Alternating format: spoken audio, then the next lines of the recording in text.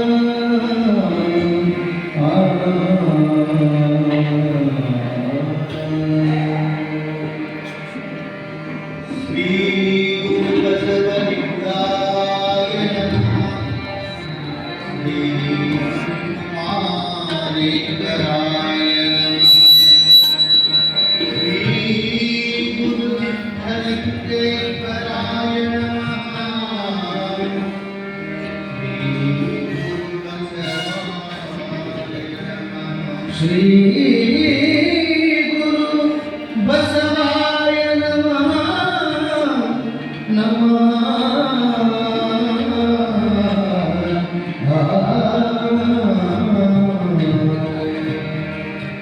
ಬಸವಂ ಭಕ್ತಿಗೆ ಮೂಲಂ ಬಸವಂ ಕಾಲಕ್ಕೆ ಕಾಲ ನನುಮನಶೀಲಂ ಸದಾಶಿವಂ ಶ್ರೀ ಗುರು ಬಸವ ಲಿಂಗಾಯ ನಮೋ. ಶ್ರೀ ಗುರು ಬಸವ ಶ್ರೀ ಗುರು ಬಸವ ಲಿಂಗಾಯ ನಮೋ. ಶ್ರೀ ಗುರು ಬಸವ ಲಿಂಗಾಯ ನಮೋ.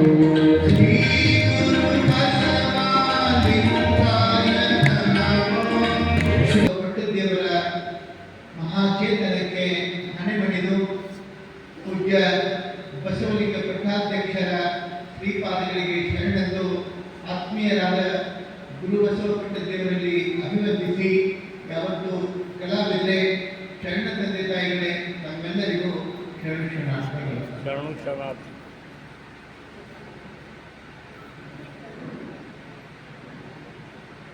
ಸ್ವಲ್ಪ ಪ್ಲಾನ್ ಪಾಸ್ ಮಾಡಿದ ಬಸವಣ್ಣನವರನ್ನ ಕುರಿತು ನಾವು ನಿಮ್ಮೆಲ್ಲ ತಿಳಿತಾ ಇದ್ದೀವಿ. ಅದಕ್ಕೆ ಇರ್ತಕ್ಕಂಥ ಹೆಸರು ಬಸವ ದರ್ಶನ. ಅಂದರೆ ಬಸವಣ್ಣನನ್ನ ದರ್ಶನ ಮಾಡಿಕೊಳ್ಳೋದು ಅಂಥ ಒಂದು ವಿಶಿಷ್ಟವಾದ ಸಂದರ್ಭ ಇದು. ಹೇಳ್ತಾರೆ ಮಹಾತ್ಮರು ಬಹಳ ಅರ್ಥಪೂರ್ಣವಾಗಿ ಬರೀತಾರೆ ಬಸವಣ್ಣನವರನ್ನ ಕುರಿತು. ಬಸವಣ್ಣ ಅನ್ನುವಂಥ ಮಹಾಚೇತನ ಒಂದು ಶಕ್ತಿ ಕನ್ನಡ ನಾಡಿನೊಳಗ ಮೂಡಿಸಿರ್ತಕ್ಕಂಥ ಒಂದು ಸಂಚಲನ ಏನಿದೆ ಅದು ಸಣ್ಣದಲ್ಲ. ಹೆಂಗೆ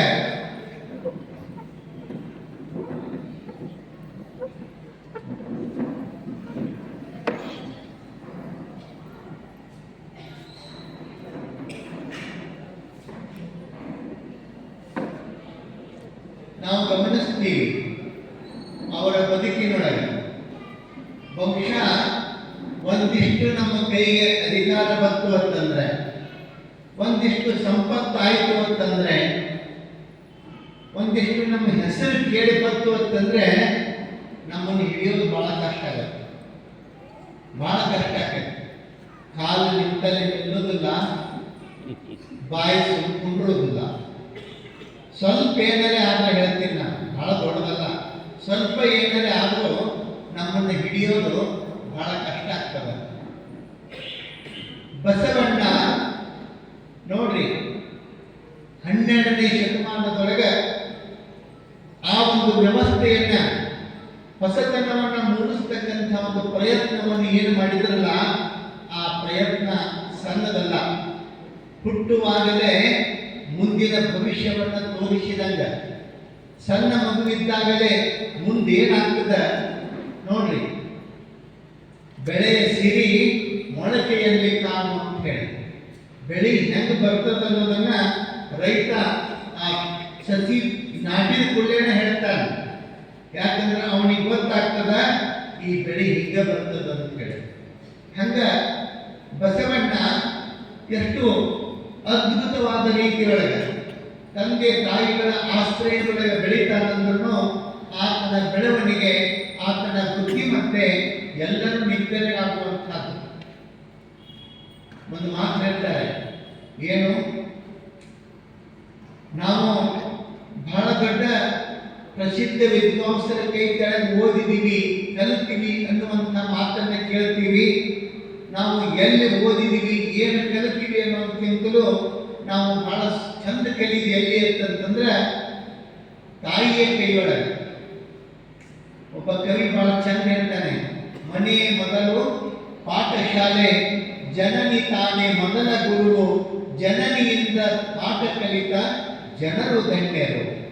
ನೋಡ್ರಿ, ಮನೆಯೇ ಮೊದಲ ಪಾಠಶಾಲೆ. ನಾವು ಶಾಲೆಗೆ ಎಷ್ಟನೇ ವರ್ಷಕ್ಕೆ ಹಚ್ಚಬೇಕು, ಎಷ್ಟನೇ ವರ್ಷಕ್ಕೆ ಹೋಗ್ಬೇಕು ಚರ್ಚೆ ನಡೀಲಿ. ಆದರೆ ಮೊಟ್ಟ ಮೊದಲ ಪಾಠಶಾಲೆ ಯಾವುದು ಮಕ್ಕಳಿಗೆ ಅಂತಂದ್ರೆ ಮನೆಯೇ ಪಾಠಶಾಲೆ. ಮತ್ತೆ ಗುರುಗಳು ಯಾರು ಅಂತಂದ್ರೆ ತಾಯಿನೇ ಗುರು. ಜನನಿಯಿಂದ ಪಾಠ ಕಲಿತ ಜನರೇ ಧನ್ಯರು. ಯಾವ ಮಕ್ಕಳು ತಾಯಿ ಕೈಯೊಳಗೆ ಕಲಿತಾವೆ, ತಾಯಿಯ ಕೈಯೊಳಗೆ ಸಂಸ್ಕಾರವನ್ನು ತಿಳಿತಾವೆ, ಆ ಮಕ್ಕಳು ನಿಜವಾಗಲೂ ಧನ್ಯಾತ್ಮರಾಗ್ತಾರೆ, ಪುಣ್ಯಾತ್ಮರಾಗ್ತಾರೆ ಅನ್ನೋದ್ರೊಳಗೆ ಎರಡು ಮಾತಿಲ್ಲ. ಬಸವಣ್ಣನನ್ನ, ಬಾಲಕ ಬಸವಣ್ಣನನ್ನ ನೋಡ್ತಕ್ಕಂಥ ರೀತಿ, ಪ್ರಶ್ನಿಸ್ತಕ್ಕಂಥ ಮಾತುಗಳು ಎಷ್ಟು ಅದ್ಭುತ ಬರ್ತಾವೆ ನೋಡ್ರಿ. ಒಬ್ಬ ಬಾಲಕ ಶಾಲೆಯಿಂದ ಮನೆಗೆ ಬಂದ, ಶಿಕ್ಷಕರು ಒಂದು ಪತ್ರ ಕೊಟ್ಟು ಕಳಿಸಿದ್ರು ಆ ಮಗನ ಕೈಯಾಗ, ಮಗನ ಕೈಯೊಳಗೆ.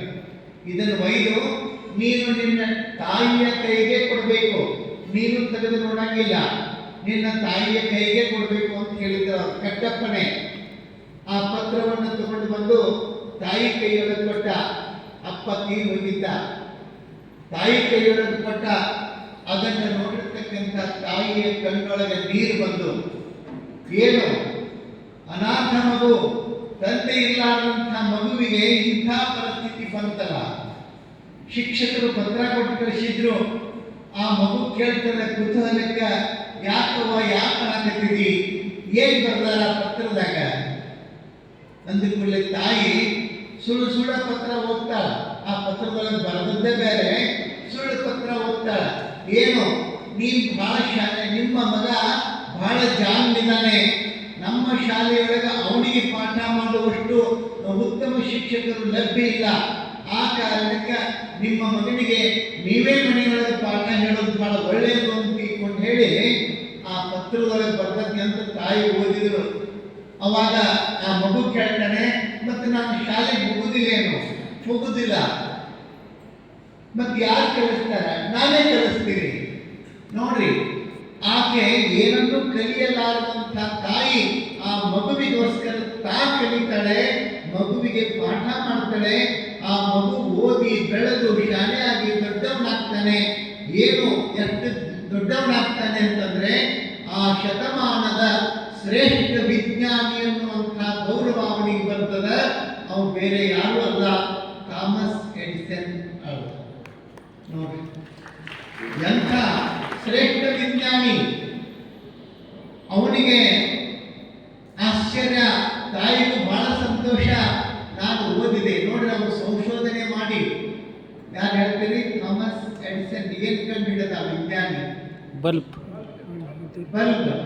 ವಿದ್ಯುತ್ತನ್ನ ಹೆಂಗೆ ಪ್ರವಹಿಸಬಹುದು, ವಿದ್ಯುತ್ತನ್ನ ಹೆಂಗೆ ಪ್ರವಹಿಸಿ ಬೆಳಕನ್ನ ಪಡಿಬಹುದು ಅನ್ನುವಂಥದ್ದನ್ನ ಮೊಟ್ಟ ಮೊದಲು ಗುರುತಿಸಿರ್ತಕ್ಕಂಥ ಶತಮಾನದ ಶ್ರೇಷ್ಠ ವಿಜ್ಞಾನಿ ಅಂತ ಕರೀತಾರೆ. ಅಂಥ ಥಾಮಸ್ ಎಡಿಸನ್ ಅವರ ತಾಯಿ ಮಗುವಿಗೋಸ್ಕರ ಎಷ್ಟು ಕಷ್ಟಪಡ್ತಾಳೆ. ಮುಂದೊಂದು ದಿವಸ ತಾಯಿ ತೀರಿ ಹೋಗ್ತಾಳೆ. ಅಕಸ್ಮಾತ್ ಥಾಮಸ್ ಎಡಿಸನ್ ಏನೋ ಹುಡುಕ್ತಿರ್ತಾನೆ, ಹಳೆ ವಸ್ತುಗಳು ಏನೋ ಕಳ್ಕೊಂಡಿರ್ತದೆ, ಡ್ರೈಯರ್ಗಳು ಹುಡುಕ್ತಿರ್ತಾನೆ.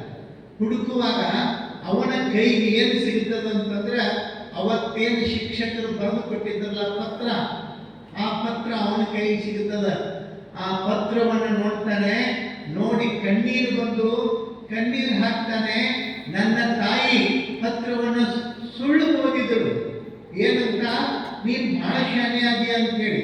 ಆ ಪತ್ರದೊಳಗೆ ವಾಸ್ತವಿಕವಾಗಿ ಏನು ಬರ್ತಿದ್ರು ಅಂತಂದ್ರೆ, ನಿಮ್ಮ ಮಗ ಮಂದ ಬುದ್ಧಿಯವ, ಶಾನೆ ಇಲ್ಲ, ನಿಮ್ಮ ಮಗನಿಂದಾಗಿ ನಮ್ಮ ಶಾಲೆಗೆ ಕೆಟ್ಟ ಹೆಸರು, ಆ ಕಾರಣಕ್ಕೆ ನಿಮ್ಮ ಮಗನನ್ನ ನಾಳೆಯಿಂದ ನಮ್ಮ ಶಾಲೆಗೆ ಸೇರಿಸಿಕೊಳ್ಳೋದಕ್ಕೆ ಆಗುವುದಿಲ್ಲ ಅಂತ ಹೇಳಿ ಪತ್ರ ಬರೆದಿರ್ತಾರೆ. ಆದ್ರೆ ತಾಯಿ ಅಲ್ಲಿ ಸುಳ್ಳು ಓದುತ್ತಾಳೆ, ನಿನ್ನಷ್ಟು ಶಾನೆ ಯಾರೂ ಇಲ್ಲ ಅಂತ ಬರ್ದಾರ ಅಂತ ಕಡೆ. ಆಕೆ ಸುಳ್ಳು ಓದಿದಳು, ಏನಾಯ್ತು, ಓದಿದ್ದೇ ಖರೆ ಹಾಕೋ ತಾಯಿಯ ಮಾತಿಗೆ ಎಷ್ಟು ತಾಕತ್ತಿರ್ತತಿ ಅಂತಂದ್ರೆ ಆ ಪತ್ರದೊಳಗೆ ಸುಳ್ಳ ಓದ್ಲಿ, ಅದೇ ಮಾತ್ರ ಖರೆ ಹಾಕಲ್ಲ. ಆ ಕಾರಣಕ್ಕೆ ತಾಯಿಗಿಂತಲೂ ಮಿಗಿಲಾದ ದೈವ ಮತ್ತೊಂದಿಲ್ಲ ಅಂತ ಹೇಳ್ತಾರೆ. ಅಂಥ ರೀತಿಯೊಳಗೆ ತಾಯಿ ಕಲಿಸಿದಳು, ಮಕ್ಕಳು ಕಲಿತು ಅಂತಂತಂದ್ರೆ ಅವರು ನಿಜವಾಗ್ಲೂ ಸಾರ್ಥಕವಾದ ಹೆಸರು ಮಾಡ್ತಾರೆ. ಅಂಥ ಶ್ರೇಷ್ಠ ಹೆಸರನ್ನ ಸಂಪಾದಿಸತಕ್ಕಂಥ ಥಾಮಸ್ ಎಡಿಸನ್ ಅವರನ್ನ ಗಮನಿಸಬೇಕಲ್ಲ. ಎಷ್ಟು ಅದ್ಭುತ ಆ ತಾಯಿಯ ಉಪದೇಶ, ತಾಯಿ ನೀಡಿದ ಜ್ಞಾನ, ತಾಯಿ ನೀಡಿದ ಶಿಕ್ಷಣ. ನೂರಾರು ದೇವರ ಕೈ ಮುಗಿಯುವಿರೇಕೆ, ನಮ್ಮೆದುರಿಗೆ ಇರುವ ಮೆಲ್ಲವ ಪ್ರತ್ಯಕ್ಷ ದೇವರು ತಾಯಿ. ಹೆತ್ತ ತಾಯಿಗಿಂತಲೂ ಮತ್ತಾರು ದೇವರು, ಹೆತ್ತ ತಾಯಿಗಿಂತಲೂ ಮತ್ತಾರು ದೇವರು. ಸತ್ಯವಾಗಿ ಅಮ್ಮ ದೇವ ಮಹಾದೇವರು, ಸತ್ಯವಾಗಿ ಅಮ್ಮ ದೇವ ಮಹಾದೇವರು. ನೂರಾರು ದೇವರ ಕೈ ಮುಗಿಯುವಿರೇಕೆ, ನೂರಾರು ದೇವರನ್ನು ಕೈ ಮುಗಿಯುವಿರೇಕೆ, ನಮ್ಮೆದುರಿಗೆ ಇರುವ ಬೆಲೆವ ಪ್ರತ್ಯಕ್ಷ ದೇವರು, ನಮ್ಮೆದುರಿಗೆ ಇರುವ ಬೆಲೆವ ಪ್ರತ್ಯಕ್ಷ ದೇವರು ತಾಯಿ. ಹೆತ್ತ ತಾಯಿಗಿಂತಲೂ ಮತ್ತಾರು ದೇವರು, ಸತ್ಯವಾಗಿ ಅಮ್ಮ ದೇವ ಮಹಾದೇವರು, ದೇವ ಮಹಾದೇವರು.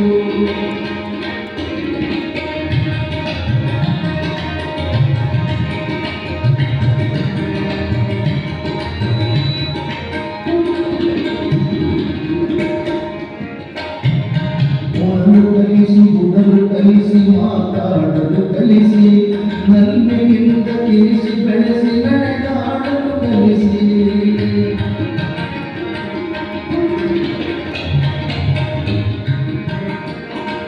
ಗುಣರು ಕಲಿಸಿ ಗುಣರು ಕಲಿಸಿ ಮಾತಾಡಲು ಕಲಿಸಿ, ನಲ್ಮೆಯಿಂದ ತಿಳಿಸಿ ಬೆಳೆಸಿ ನಡೆದಾಡಲು ಕಲಿಸಿ. ಎನಿತೊಂದು ಕಷ್ಟಗಳು ನಮಗಾಗಿ ಸಹಿಸಿ, ಎನಿತೊಂದು ಕಷ್ಟಗಳು ನಮಗಾಗಿ ಸಹಿಸಿ, ಏಳಿಗೆ ನಮ್ಮ ಬಾಳ್ಗೆಗಿತ್ತು ಒಲುಮೆಯಿಂದ ಗರಸುವಳು, ಏಳಿಗೆ ನಮ್ಮ ಬಾಳ್ಗೆಗಿತ್ತು ಒಲುಮೆಯಿಂದ ಗರಸುವಳು ತಾಯಿ. ಹೆತ್ತ ತಾಯಿಗಿಂತಲೂ ಮತ್ತಾರು ದೇವರು, ಸತ್ಯವಾಗಿ ಅಮ್ಮ ದೇವ ಮಹಾದೇವರು.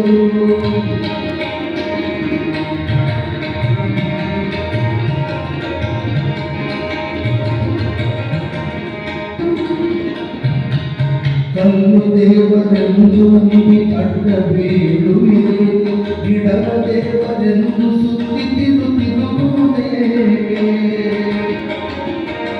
ಕಲ್ಲು ದೇವರೆಂದು ನಂಬಿ ಅಡ್ಡ ಬೀಳುವಿರೆ, ಗಿಡವ ದೇವರೆಂದು ಸುತ್ತಿ ತಿರುಗುವುದೇಕೆ. ಯಾತ್ರೆ ಜಾತ್ರೆಯಲ್ಲಿ ಹೋಗಿ ಬೇಡಿಕೊಳ್ಳುವಿರೇಕೆ, ಯಾತ್ರೆ ಜಾತ್ರೆಯಲ್ಲಿ ಹೋಗಿ ಬೇಡಿಕೊಳ್ಳುವಿರೇಕೆ.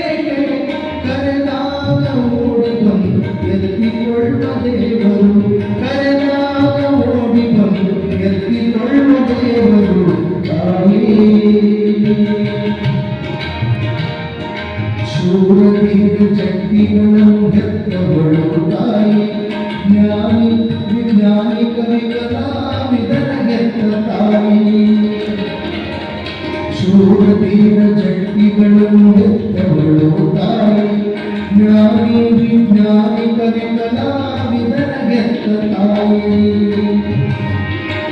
ಸುರನರ ಗುರುವಿರಕ್ಕರನ್ನು ಹೆತ್ತವಳು ತಾಯಿ ಸುರನರ ಗುರುವಿರಕ್ಕರನ್ನು ಹೆತ್ತವಳು ತಾಯಿ ಮಾನಿಧನ ಮಾನಿಗಳ ಹೆತ್ತ ಮಹಾದೇವರು ಮಾನಿಧನ ಮಾನಿಗಳ ಹೆತ್ತ ಮಹಾದೇವರು ತಾಯಿ ಹೆತ್ತ ತಾಯಿಗಿಂತಲೂ ಮತ್ತಾದೇವರು ಸತ್ಯವಾಗಿ ಅಮ್ಮ ದೇವ ಮಹಾದೇವರು ಸತ್ಯವಾಗಿ ಅಮ್ಮ ಸತ್ಯವಾಗಿ ಅಮ್ಮ ಸತ್ಯವಾಗಿ ಅಮ್ಮ ದೇವ ಮಹಾದೇವರು.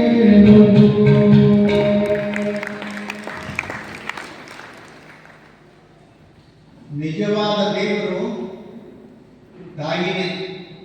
ಏನ್ ಹೇಳ್ತಾರೆ? ಮಾತೃ ದೇವೋಭವ, ಆಮೇಲೆ ಪಿತೃ ದೇವೋಭವ.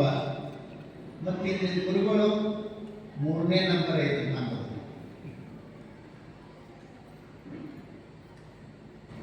ಸುಮ್ಮನೆ ಸ್ವಾಮಿಗಳು ಅಂತೇಳಿ ತೋರಿಸ್ಕೊತಿರ್ತೀವಿ. 1ನೇ ನಂಬರ್ ಬರೋದ ನಿಮ್ಮದು ಫಸ್ಟ್ ಮಾತೃ ದೇವೋಭವ, ಆಮೇಲೆ ಪಿತೃ ದೇವೋಭವ, ಆಮೇಲೆ ಆಚಾರ್ಯ ದೇವೋಭವ. ಅಲ್ಲ ಹಂಗ ಇವತ್ತ ಬಹಳಷ್ಟಾದ್ರೆ ನಾವು ಯಾರು ನಿಮ್ಮ ತಂದೆ ಯಾರು ಅಂತ ಕೇಳಿದ್ರೆ ಹೇಳ್ಬೋದು, ತಂದೆ ಹೆಸರು ಹೇಳ್ತೀವಿ. ಅವ್ರ ತಂದೆ ಯಾರು ಅಂತಂದ್ರೆ ಅದನ್ನ ಹೇಳ್ಬೋದು. ಇನ್ನು ಕೆಲವು ಮಂದಿಗೆ ಗೊತ್ತೈತಿ ಅಂತಂದ್ರೆ ಅವ್ರ ತಂದೆ ಹೆಸರನ್ನು ಹೇಳ್ಬೋದು. ಅದ್ರ ಮುಂದಿನ ಕೇಳಿದ್ರೆ ತಗೊಂಡು ಏನ್ ಮಾಡೋದು ಅಂತ. ನಮ್ಮ ಪೂರ್ವಜರು ಒಂದು 2 ತಲೆಮಾರಿನಂತ ಕೇಳಿದ್ರೆ ನಮಗೆ ಗೊತ್ತಿಲ್ಲ. ಆದ್ರೆ 12ನೇ ಶತಮಾನದ ನಂತರ ಎಷ್ಟು ವರ್ಷ, ಇಷ್ಟು ವರ್ಷ ಆದ್ರೂ ಸಹಿತ ಇವತ್ತು ನಮ್ಮ ಮಕ್ಕಳು ಮೊಮ್ಮಕ್ಕಳನ್ನ ಕೇಳಿದ್ರೆ ಸಾಕು ಬಸವಣ್ಣ ಯಾರು ಅಂತಂದ್ರೆ ವಿಶ್ವಗುರು ಬಸವಣ್ಣ, ನಮ್ಮ ಧರ್ಮಗುರು ಬಸವಣ್ಣ ಅಂತ ಹೇಳ್ತಾರೆ. ಯಾಕೆ? ನಮ್ಮ ಪೂರ್ವಜರೇ ನಮಗೆ ಗೊತ್ತಿಲ್ಲ, ಆದ್ರೆ ನಮ್ಮ ಮಕ್ಕಳು ಮೊಮ್ಮಕ್ಕಳು ಹೇಳ್ತಾವ ಅಂತಂದ್ರೆ ಅದಕ್ಕೆ ಎಷ್ಟು ಶಕ್ತಿ ಇರ್ಬೇಕಲ್ಲ. ನೋಡ್ರಿ, ಇವತ್ತ ನಾವು ಮಾಧ್ಯಮದೊಳಗೆ ಒಂದು ಪ್ರಸಂಗವನ್ನು ನೋಡ್ತಾ ಇದ್ದೀವಿ ಸೋಷಿಯಲ್ ಮೀಡಿಯಾದೊಳಗೆ. ಏನು? ಕ್ಯಾನ್ಸನ್, ಅಮೆರಿಕ ದೇಶದ ಕ್ಯಾನ್ಸನ್ ರಾಜ್ಯದೊಳಗೆ ಬಸವ ಜಯಂತಿಯನ್ನ ನಾಳೆ 20ನೇ ತಾರೀಕು ನಾವು ಎಲ್ಲ ಕಡೆ ಬಸವ ಜಯಂತಿಯನ್ನು ಆಚರಿಸ್ತೀವಿ. ಅಲ್ಲಿ ಅಮೆರಿಕದ ಕ್ಯಾನ್ಸನ್, ಅಲ್ಲಿ ಆ ರಾಜ್ಯದೊಳಗೆ ಅಲ್ಲಿ ಅವತ್ತ ಬಸವ ಜಯಂತಿಯನ್ನ ಬಸವ ದಿನ ಅಂತ ಹೇಳಿ ಆಚರಿಸಬೇಕು ಅಂತ ಹೇಳಿ ಅಲ್ಲಿ ಗವರ್ನರ್ ಅನೌನ್ಸ್ ಮಾಡಿದ. ಅದರ ಅರ್ಥ ಲಂಡನ್ನಿನ ಥೇಮ್ಸ್ ನದಿ ದಂಡೆಗೆ ಬಸವಣ್ಣ ನಿಲ್ಲಲಿಲ್ಲ. ಇವತ್ತು ಅಮೆರಿಕ ರಾಷ್ಟ್ರಕ್ಕೂ ಸಹಿತ ಬಸವಣ್ಣನ ಹೆಸರು ಬಸವಣ್ಣ, ಅದಕ್ಕೆ ಕಾರಣ ಬರೀತಾರೆ. ಯಾಕೆ ಅನ್ನೋದಕ್ಕೆ ಗವರ್ನರ್ ಕಾರಣ ಬರೆದಾರ. ಏನು ಅಂತಂದ್ರೆ, ಯಾರು ಸಮಾನತೆಗಾಗಿ ಹೋರಾಡಿದರು, ಸುಮ್ಮನೆ ಎಲ್ಲ ಕಡೆ ಮಾಡಕತ್ತಾರೆ, ಇಲ್ಲೂ ಮಾಡೋದು ಅಂತ ಮಾಡಲಿಲ್ಲ, ಅವರು ಮಾಡೋದೇ ಇಲ್ಲ. ಅವ್ರು ಹಂಗೆ ಯಾರು ಮಾಡೋದಿಲ್ಲ. ಯಾಕೆ ಅಂತಂದ್ರೆ ಸಮಾನತೆಗಾಗಿ ಯಾರು ಹೋರಾಡಿದರು, ಯಾರು ಹೆಣ್ಣು ಮಕ್ಕಳಿಗೆ ಸ್ವಾತಂತ್ರ್ಯವನ್ನು ತಂದುಕೊಟ್ಟರು, ಯಾರಿಂದ ಧರ್ಮ ಪಾವನವಾಯಿತು ಅಂಥವರ ಜಯಂತಿಯನ್ನ ಬಸವ ದಿನ ಅಂತ ಹೇಳಿ ಅವತ್ತಿನ ದಿವಸನ್ನ ಬಸವ ದಿನ ಅಂತ ಘೋಷಣೆ ಮಾಡ್ತಾರೆ ಅಲ್ಲಿಯ ರಾಜ್ಯಪಾಲರು. ಅಮೆರಿಕ ದೇಶದ ಒಂದು ರಾಜ್ಯದೊಳಗೆ ನೆನ್ಪಿಟ್ಕೊಳ್ರಿ, ಅದು ಮುಂದೆ ಬರೋ ದಿವಸದೊಳಗ ಇಡೀ ಅಮೆರಿಕ ದೇಶವೇ ಅದನ್ನ ಆಚರಿಸಿದ್ರೆ ಅದಕ್ಕೇನು ನಾವು ಆಶ್ಚರ್ಯ ಪಡಬೇಕಾಗಿಲ್ಲ. ಆ ಕಾರಣಕ್ಕ ಬಸವಣ್ಣನನ್ನ ನಾವ್ಯಾರು ಕಳಿಸ್ತೀವಿ, ಬಸವಣ್ಣನ ಹೆಸರನ್ನ ನಾವ್ಯಾರು ಹೇಳಿ ದೊಡ್ಡದು ಮಾಡಕತ್ತೀವಿ ಅಂತಂದ್ರೆ ತಪ್ಪು. ಬಸವಣ್ಣನ ಹೆಸರು ನೋಡ್ರಿ, ಬಸವಣ್ಣನ ಹೆಸರು ಕೀರ್ತಿ ಕೇವಲ ಕರ್ನಾಟಕ ಅಲ್ಲ, ಭಾರತ ಅಲ್ಲ, ಎಲ್ಲಾ ಕಡೆಗೂ ಬಸವಣ್ಣನ ಮೂರ್ತಿ ಮೆರೀತದ, ಎಲ್ಲ ಕಡೆಗೂ ಬಸವ ಧ್ವಜ ಹಾರ್ತತಿ ಅನ್ನೋದನ್ನ ಸರ್ವಜ್ಞ ಅವತ್ತೇ ಹೇಳ್ಬಿಟ್ಟಾರ. ಅದು ಬಸವ ಧ್ವಜ ನೋಡ್ರಿ, ಏನು ಬಸವ ನಾಣ್ಯವು ಹುಟ್ಟಿ ಬಸವ ಪೀಠವೇ ಎದ್ದು, ಬಸವ ಪೀಠವೆದ್ದು, ಬಸವ ನಾಣ್ಯವು ಆಯ್ತಿಲ್ರಿ, ಬಸವ ಪೀಠ ಆಯ್ತು, ಬಸವ ನಾಣ್ಯ ಆಯ್ತು, ಬಸವ ಧ್ವಜ ಎಲ್ಲ ಕಡೆಗೂ ಹಾರುವಂತದ್ದನ್ನ ನಮ್ಮ ಕಣ್ಣಾರೆ ನಾವು ಕಾಣಕತ್ತೀವಿ. ಏನಪ್ಪಾ ಮುಂದೆ ಒಂದು ಏನೋ ಅನ್ನಂಗಿಲ್ಲ. ಇವತ್ತು ನಮ್ಮ ಕಣ್ಣು ಕಾಣ್ತದ ಅಂತಂದ್ರೆ ಮುಂದೆ ಬರುವ ದಿವಸದೊಳಗ ಬಸವಣ್ಣನ ಕೀರ್ತಿ ವಿಶ್ವದೆಲ್ಲೆಡೆ ಬಸವಣ್ಣ ಒಬ್ಬನೇ ಗುರು ಅಂತ ಹೇಳುವಂತ ಒಂದು ದಿನ ನಮಗ ಬಂದೇ ಬರ್ತದೆ. ಇವತ್ತ ಲಕ್ಷ ಕೊಡ್ರಿ, ಯುದ್ಧಗಳು ನಡೆದಾವ, ಯುದ್ಧಗಳು ನಡೀತಿದ್ದಾವೆ. ಯುದ್ಧಗಳಿಗೆ ಪರಿಹಾರ ಇನ್ನು ಉಳಿಕೆ ಗ್ರಂಥದೊಳಗೆ ಸಿಗುತ್ತದೆ ಇಲ್ಲೋ ಗೊತ್ತಿಲ್ಲ. ಯುದ್ಧಕ್ಕೆ ಪರಿಹಾರ ಸಿಗಬೇಕು ಅಂತಂದ್ರೆ ಅದು ಎಲ್ಲಿ ಸಿಗುತ್ತದೆ ಅಂತಂದ್ರೆ ಶರಣರ ವಚನ ಸಾಹಿತ್ಯದೊಳಗೆ ಯುದ್ಧಕ್ಕೆ ಪರಿಹಾರ ಅನ್ನುವಂಥದ್ದು ನಮಗೆ ಸಿಗೋದಕ್ಕೆ ಸಾಧ್ಯದ. ಇವತ್ತಿಲ್ಲ ನಾಳೆ ಬಸವ ತತ್ವವೇ ವಿಶ್ವವನ್ನ ಆಳುವ ದಿನ ಬಹಳ ದೂರಿಲ್ಲ. ಅದನ್ನ ನಮ್ಮ ಕಣ್ಣಾರೆ ನಾವು ಕಾಣ್ತೀವಿ ಅನ್ನೋ ಮಾತನ್ನ ನಾವ್ಯಾರು ಅಲ್ಲಗಳೆಯುವಂತಿಲ್ಲ.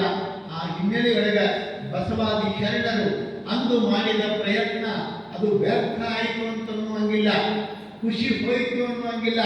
ಆ ಕಾರ್ಯ ಇವತ್ತು ನಮ್ಮ ಕಣ್ಣು ಕಾಣ್ತದ. ನೋಡ್ರಿ, ಯಾರೋ ಮಾವಿನ ಗಿಡ ಹಚ್ತಿದ್ರು, ವಯಸ್ಸಾಗಿದ್ದು ಅವನಿಗೆ ಒಂದಿಷ್ಟು ತೆಗೆದು ಮಣ್ಣು ಹಾಕಿ ಒಂದು ಚಲೋ ಮಾವಿನ ಸಸಿ ತಂದು ಹಚ್ಚಿ ಅದಕ್ಕೆ ರಕ್ಷಣೆ ಮಾಡಿ ನೀರು ಹಾಕ್ತಿದ್ದ.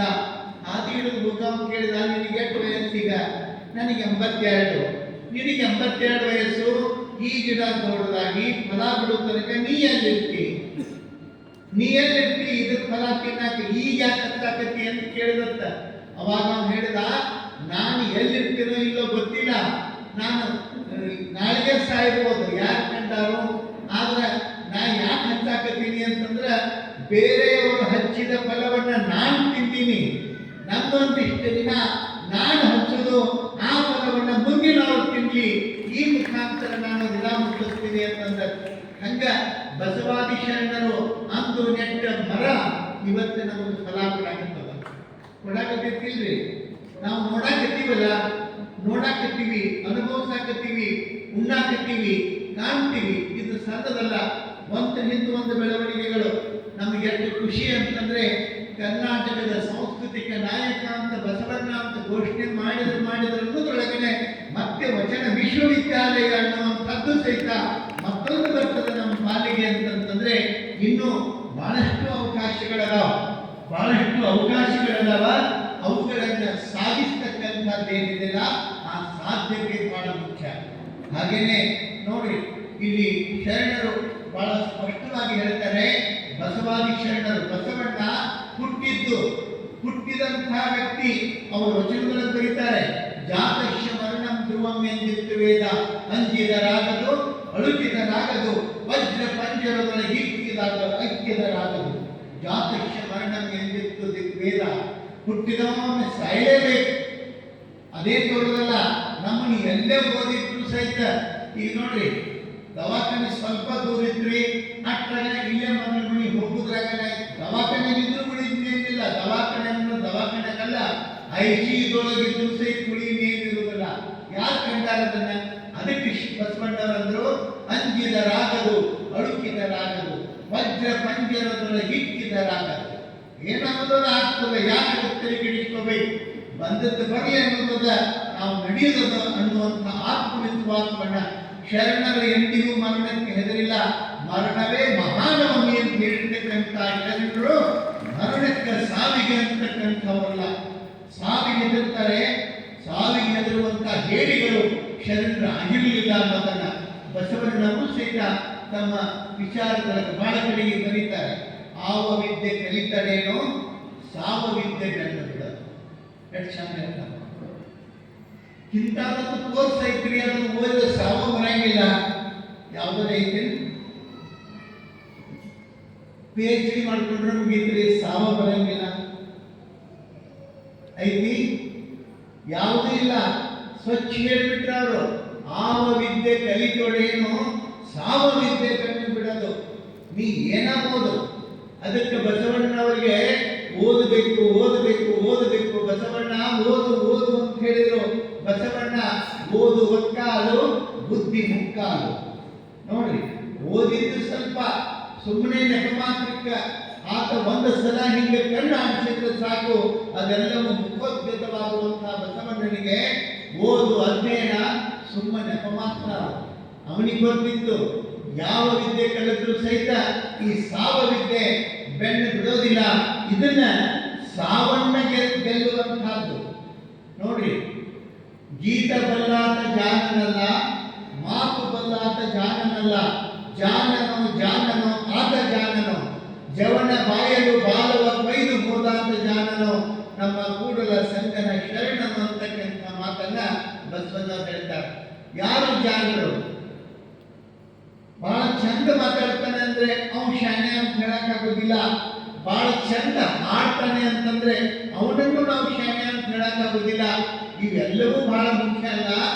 ಜವನ ಬಾಯಲು ಬಾಲವ ಕೊಯ್ದು ಹೋದಾತ ಅಂದ್ರೆ ಕಾಲನ, ಜವನ ಅಂದ್ರೆ ಕಾಲನನ್ನ ಯಾರು ಆತನ ಬಾಲವ ಕೊಯ್ಯೋದು ಅಂದ್ರೆ ಆ ಸೊಕ್ಕನ್ನ ಅಡಗಿಸಿ ಯಾವ ತಾಳ್ತಲ್ಲ ಅವನು ನಿಜವಾದ ಶರಣ ಅಂತನ್ನೋ ಮಾತನ್ನ ಬಸವಣ್ಣವರು ಬಹಳ ಸುಂದರವಾಗಿ ಬರೀತಾರೆ.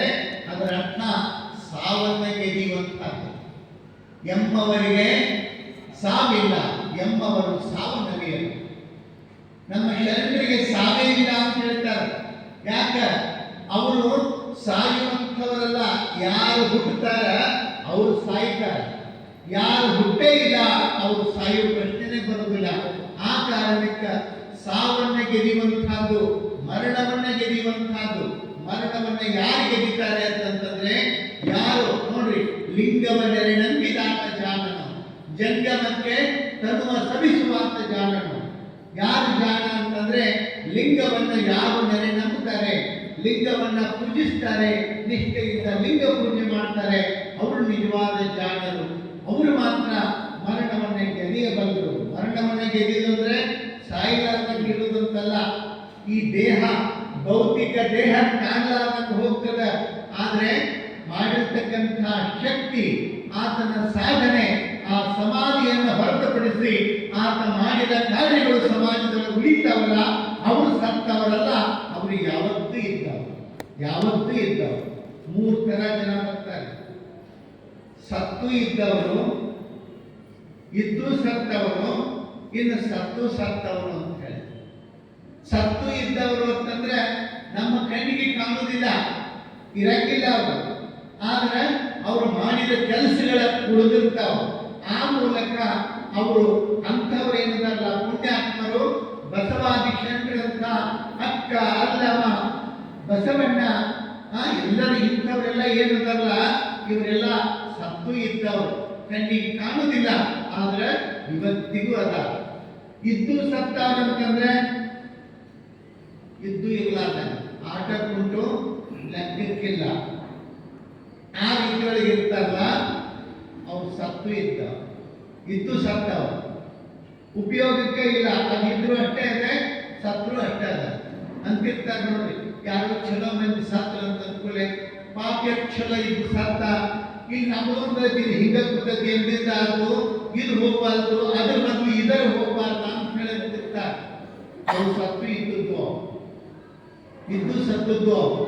ಇನ್ನ ಸತ್ತದ್ದು ಅಂತಂದ್ರೆ ಒಟ್ಟ ಜಗತ್ ಏನಾರ ಹಾಳಾಗಲಿ ಏನ್ ಚಿಂತಿಲ್ಲ, ನಾವೊಬ್ಬ ಆರಾಮಿದ್ರೆ ಸಾಕತ್ತೆ ಅನ್ನೋದವಲ್ಲ, ಅವು ಸತ್ತದ್ದು. ಅವು ಹುಟ್ಟಿದ್ದಕ್ಕೂ ಲೆಕ್ಕಿಲ್ಲ, ಅವು ಸತ್ರೂ ಲೆಕ್ಕಿಲ್ಲ. ಹಿಂಗಾಗ್ತದೆ ಅವ್ರ ಜೀವನ. ಆದ್ರೆ ಇಲ್ಲಿ ಶರಣ ಹೇಳ್ತಾರೆ, ಯಾವ ರೀತಿಯೊಳಗೆ ಬದುಕಬೇಕು, ಬದುಕನ್ನ ಯಾವುದು ಸಾರ್ಥಕವಾದ ಬದುಕು ಅಂತಂದ್ರೆ ಯಾರು ಹುಟ್ಟಿದ ಮೇಲೆ ತಮ್ಮ ಬದುಕನ್ನ, ತಮ್ಮ ಜೀವನವನ್ನ ಸಾರ್ಥಕಪಡಿಸಿಕೊಳ್ತಾರಲ್ಲ, ಅದು ನಿಜವಾದಂತಹ ಬದುಕು ಅನಿಸಿಕೊಳ್ಳುತ್ತದೆ.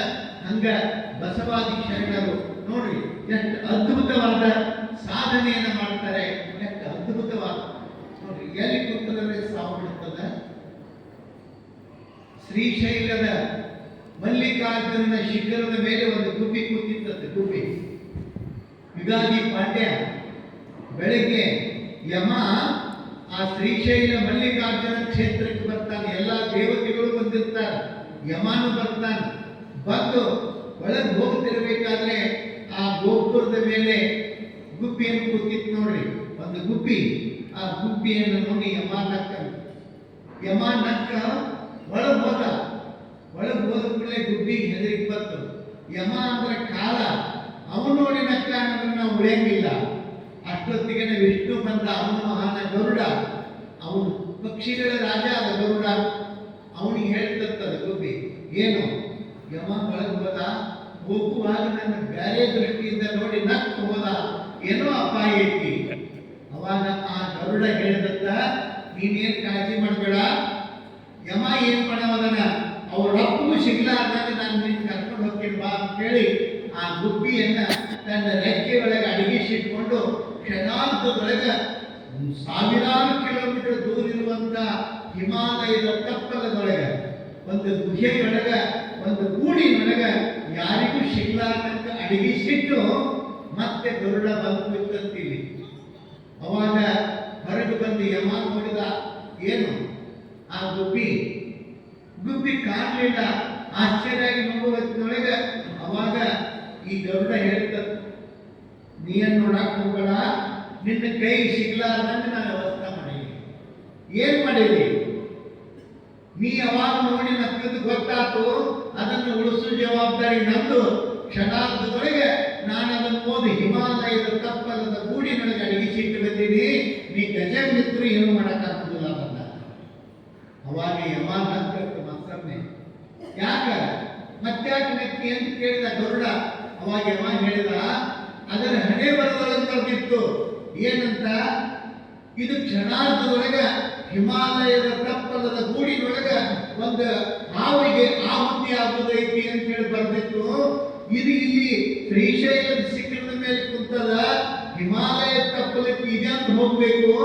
ದೇವರು ಬರದಂತೆ ಸುಳ್ಳು ಹಣೆ ಬರ ಸುಳ್ಳು ಆಯ್ತಲ್ಲ ಅಂತ ಹೇಳಿ ನಾನು ನೋಡಿ ನಕ್ಕೋಂತ ಹೋಗಿದ್ದೆ.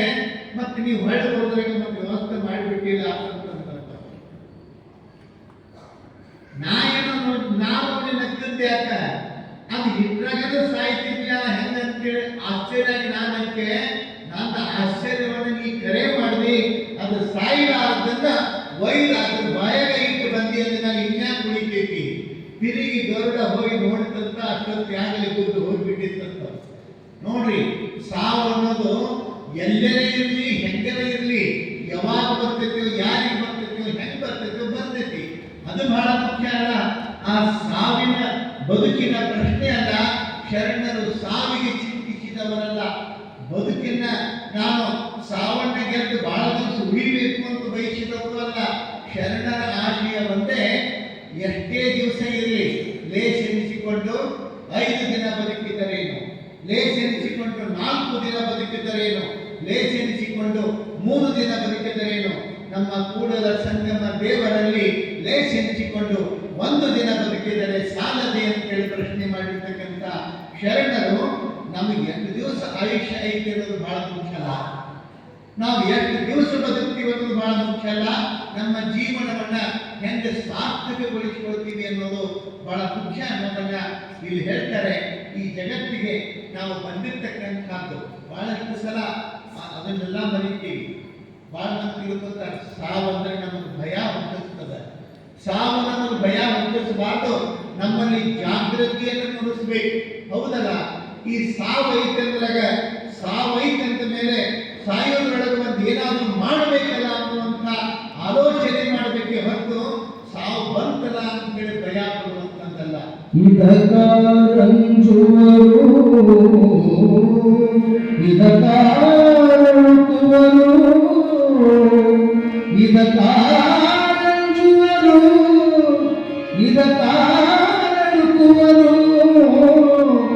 ನಾಳೆ ಬಪ್ಪುದು ನಮಗಿಂದೇ ಬರಲಿ, ನಾಳೆ ಬಪ್ಪುದು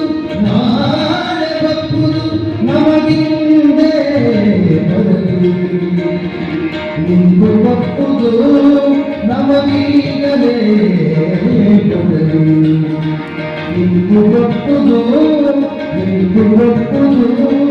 ನಮಗೀಗಲೇ ಬರಲಿ. ನಾಳೆ ಬಪ್ಪುದು ನಮಗಿಂದೇ ಬರಲಿ, ನಿಂದು ಬಪ್ಪುದು ನಮಗೀಗಲೇ ಬರಲಿ. ಇದಕಾರಂಜುವರು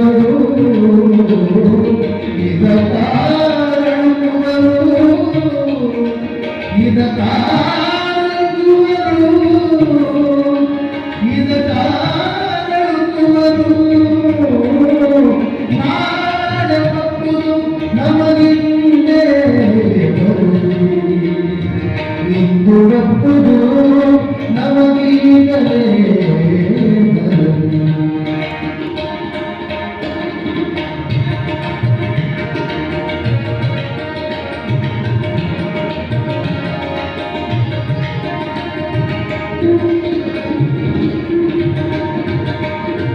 जातस्य मरणं ध्रुवं जातस्य मरणं ध्रुवं ಎಂಬುದಾಗಿ ನಮ್ಮ ಕೂಡಲ ಸಂಗಮ ದೇವರು ಬರೆದ ಕೂಡಲ ಸಂಗಮ ದೇವರು ಬರೆದ ಪರಮವ ತಪ್ಪಿಸುವಡ ಗರಿತಂ ಮಾದಿಗಳಿ ಅಡವಲ್ಲ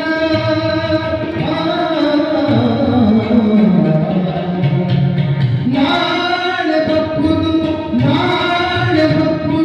ನಮಗಿಂದೆ ಬರುವುದು ಇಂದು ಬಪ್ಪುದು ನಮಗೀಗಲೇ ಬರುವುದು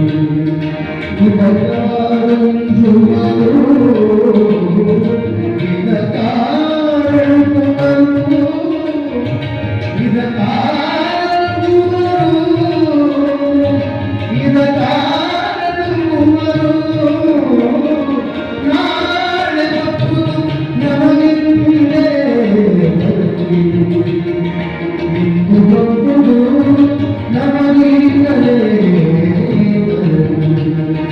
ನಾಳೆ ಬಪ್ಪುದು ನಮಗಿಂದೆ ಬರಲಿ ನಾಳೆ ಬಪ್ಪುದು ನಮಗಿಂದೆ ಬರಲಿ ನಾಳೆ ಬಪ್ಪುದು ನಮಗಿಂದೆ ಬರಲಿ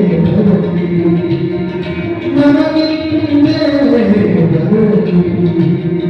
ನಮಗಿಂದೆ ಬರಲಿ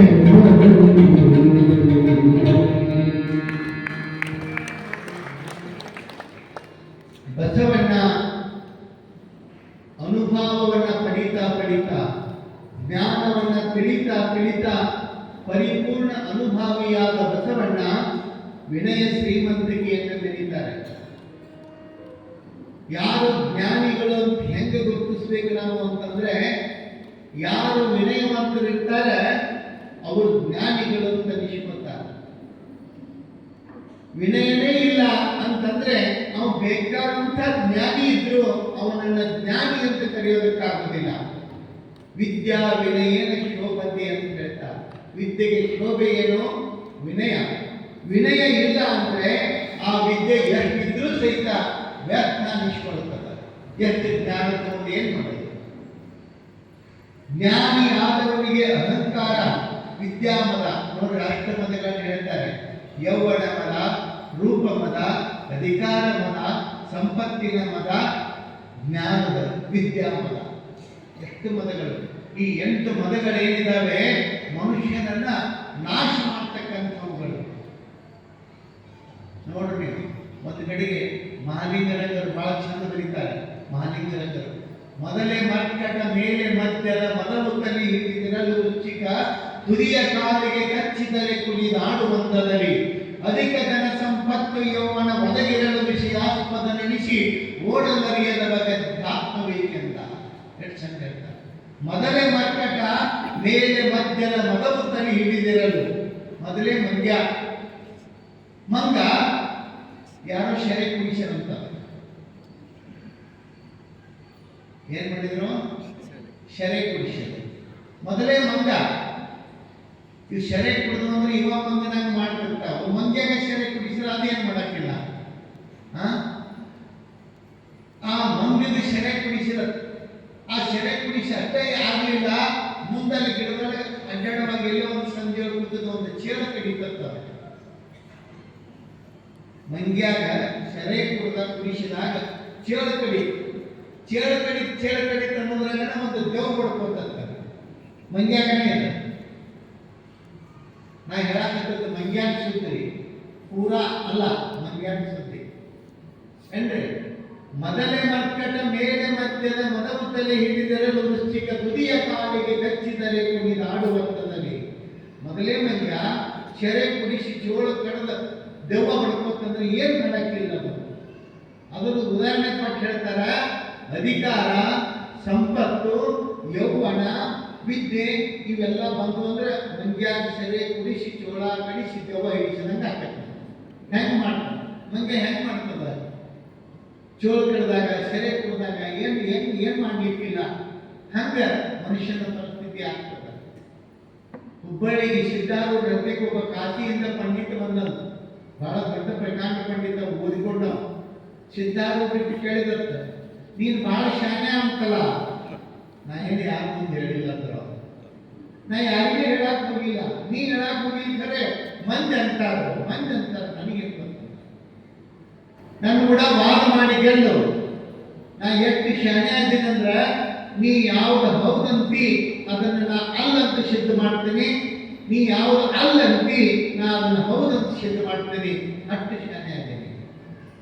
ಅವ್ರು ಸಿದ್ಧಾರೂಢರು, ನೀ ಕಾಶ್ಯಾಗ ಹೋಗಿದ್ದವಪ್ಪ, ಅಷ್ಟು ಶಾನೆ ತರ ನನಗೆ ಹತ್ತುದಿಲ್ಲ. ಇಲ್ಲೊಬ್ಬ ಸಮೀಪದಾಗ ಒಬ್ಬ ಕಾಶಿ ಪಂಡಿತ ಅದಾನ, ಗದಗ, ಹುಬ್ಬಳ್ಳಿ ಸಮೀಪ ಗದಗ. ಅಲ್ಲೊಬ್ಬ ಕಾಶಿ ಪಂಡಿತ ಅದಾನ, ಅವನು ಕಾಶ್ಯಾಗ ಹೋದಾಗ ನೀ ಅವನತ್ತೆ ಹೋಗು, ನಿನಗೆ ಅವನು ಉತ್ತರ ಕೊಡ್ಬೋದು ನೋಡೋದು. ಅಂದ ಕೂಡಲೇ ಅಲ್ಲಿಂದ ಕಾಶಿ ಪಂಡಿತ ಗರಗಕ್ಕೆ ಬಂದ ಮಡಿವಾಳ ಕೂತಿದ್ದ. ಅವ್ರು ಯಾವತ್ತೂ ಒಂದು ಕೌಪಿನ ಬಿಟ್ಟರೆ ಮೈಗಾಲ ಅರಿವಿನೇ ಇರ್ತಿರ್ಲಿಲ್ಲ. ಅಂಥವ ಕುಂತಿದ್ದ, ನೀನೇನು ಮಡಿವಾಳ? ಹೌದು, ನಿನ್ನ ಕೂಡ ನಾನು ವಾದ ಮಾಡಕ್ ಬಂದೀನಿ, ನಾ ಕಾಶಿಯಿಂದ ಬಂದೀನಿ ಪಂಡಿತ, ಸಿದ್ಧಾರೂಢ ಕಳಿಸ್ಯಾನ ನಿನ್ನ ಕಡೆ. ಗೊತ್ತಾದ ಮಡಿವಾಳ ಇಲ್ಲಿ ಕಳಿಸ್ಯಾನ ಅಂದ್ರೆ ಇವ್ಗೆ ಏನೋ ಕರ್ತವ್ಯ ಐತೆ ಅಂತ ಹೇಳಿ. ಅವಾಗ ಏನ್ ಹೇಳುವಂತಂದ, ನಾನು ಬಹಳ ದೊಡ್ಡ ಪಂಡಿತ ಇರುವಲ್ಲ, ನನಗೇನ್ ಮಾಡೋದು? ತಗೊಂಡು ನಿನ್ನ ಪಂಡಿತ ತಗೊಂಡು ನನಗೇನ್ ಮಾಡೋದು? ಇಲ್ಲ, ನೀನನ್ನು ಕೂಡ ವಾದದೊಳಗೆ ಸೋಲಿಸ್ಬೇಕು. ಏನು ವಾದ? ನೀ ಏನ್ ಹೇಳ್ತೀಯ ಅದನ್ನ ಅಲ್ಲಂತ ಸಿದ್ಧ ಮಾಡ್ತೀನಿ, ನೀ ಯಾವುದನ್ನ ಅಲ್ಲಂತಿ ಅದನ್ನ ಹೌದಂತ ಸಿದ್ಧ ಮಾಡ್ತೀನಿ. ಏನ್ ಹೇಳ್ತಿ ಹೇಳು? ಇಟ್ಟು ಶಾಲೆ ಅದು ಎಣ್ಣೆ ಅಂತ. ಹೌದು ಹೇಳಿ ಅಂತಾರ, ಹೇಳು. ಕೇಳಿ ಮಡಿವಾಳ ಹೇಳಿದಂತ ಬಹಳ ಚಂದ ಹೇಳ್ತಾನ, ನಾ ಹೇಳಿದ್ದನ್ನು ಅಲ್ಲಂತ ಸಿದ್ಧ ಮಾಡ್ತೀನಿ. ನಾ ಹೇಳ್ತೀನಿ, ನೀನು ನಿಮ್ಮ ಅವ್ವ ಅಪ್ಪಗನ ಹುಟ್ಟಿ ಅಂತ ನಾ ಹೇಳ್ತೀನಿ. ನೀನು ಅವೇನ್ ಮಾಡ್ಬೇಕು? ಏನ್ ಮಾಡ್ಬೇಕು? ಅಲ್ಲಂತ ಮಾಡ್ಬೇಕು. ಅಲ್ಲಂತ ಮಾಡಿದ್ರೆ ಅವೇನ್ ಆಗ್ತಾನೆ?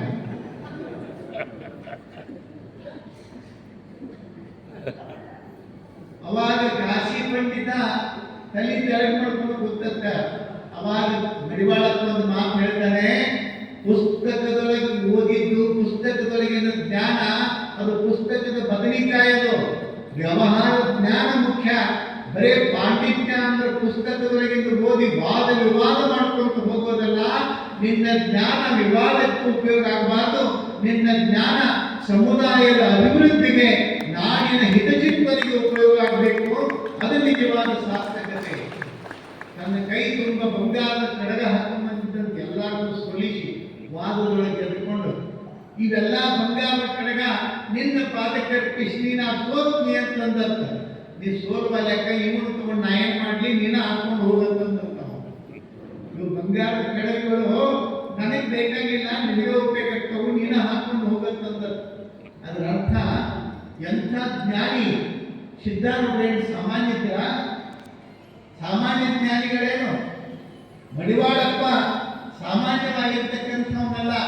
ಅವರಲ್ಲಿ ಎಂಥ ಅದ್ಭುತವಾದ ಶಕ್ತಿ ಇತ್ತು ಅಂತಂದ್ರೆ ಅದು ಸೇವೆಯ ಬಲದಿಂದ. ನೋಡ್ರಿ, ತಪಸ್ಸು ಮಾಡಿದ್ರೆ ಬಹಳ ದೊಡ್ಡ ಶಕ್ತಿ ಬರ್ತದ, ಇಲ್ಲಂತಲ್ಲ. ಆದ್ರೆ ನೆನಪಿಟ್ಕೊಡ್ರಿ, ತಪಸ್ಸು ಮಾಡಿದ 10 ಪಟ್ಟ ಶಕ್ತಿ ಎಲ್ಲಿ ಬರ್ತತಿ ಅಂತಂದ್ರೆ ಸೇವೆ ಮಾಡಿದ್ರೆ ಆ ತಪಸ್ಸಿನ 10 ಪಟ್ಟ ಶಕ್ತಿ ಆಗುತ್ತೆ. ಚನ್ನಬಸವ ಪಟ್ಟದೇವರು ಮಾಡಿದ್ದೇನು? ಏನು ಮಾಡಿದ್ರು? ಎಂಥ ಅದ್ಭುತವಾದ ಕೆಲಸದ. ಹಾನಗಲ್ಲ ಕುಮಾರಶ್ರೀಗಳ ಸೇವೆಯನ್ನ ಮನಗುಟ್ಟಿ ಮಾಡಿದರು. ಅವರು ಮಾಡಿದಂತಹ ಸೇವೆ ನಾವು ಉದಾಹರಣೆ ಕೊಡ್ತೀವಿ. ಪರಮಹಂಸರು ಸ್ವಾಮಿ ವಿವೇಕಾನಂದರು ಅಂತ ಹೇಳಿ ಉದಾಹರಣೆ ಕೊಡ್ತೀವಿ. ಆದ್ರೆ ನಮ್ಮ ಕಣ್ಣು ಕಂಡ ಇತ್ತೀಚಿನ ಜೀವಂತ ಉದಾಹರಣೆ ಅಂತಂದ್ರೆ ಬಾಲ್ಕಿಯ ಡಾಕ್ಟರ್ ಚನ್ನಬಸವ ಪಟ್ಟಣದೇವರು ಒಂದು ಜೀವಂತ ಉದಾಹರಣೆ ಅಂತ ಹೇಳಿದ್ರೆ ತಪ್ಪಾಗಲಿಕ್ಕಿಲ್ಲ. ಎಷ್ಟು ಪುಣ್ಯದ ಕೆಲಸ. ಹಬ್ಬಗಳು ಬೆಳಿಗ್ಗೆ ಹೇಳಾಕತ್ತಿದ್ದಲ್ಲಿ ನನಗೆ ಹೆಂಗ ಭಿಕ್ಷೆ ಹೆಂಗ್ ಮಾಡೋದು. ಈಗ ನೋಡ್ರಿ, ಪ್ರತಿಯೊಂದು ಮನೆಯೊಳಗೂ ಆ ಬೀಸುಕಲ್ಲಿರುವಲ್ಲಿ ಒಂದು ಜೋಳಿಗೆ, ಆ ಜೋಳಿಗೆ ಒಳಗೆ ಬೀಸುವ ಹೊತ್ತಿನಾಗ ಒಂದು ಕುಷ್ಟಿ ಭಿಕ್ಷಾ ಅಂತ ಹೇಳಿ ಮುಷ್ಟಿ ಒಂದು ಮುಟ್ಟಿಗೆ ಕಾಳು ತೆಗೆದು ಆ ಜೋಳಿಗೆ ಹಾಕೋದು.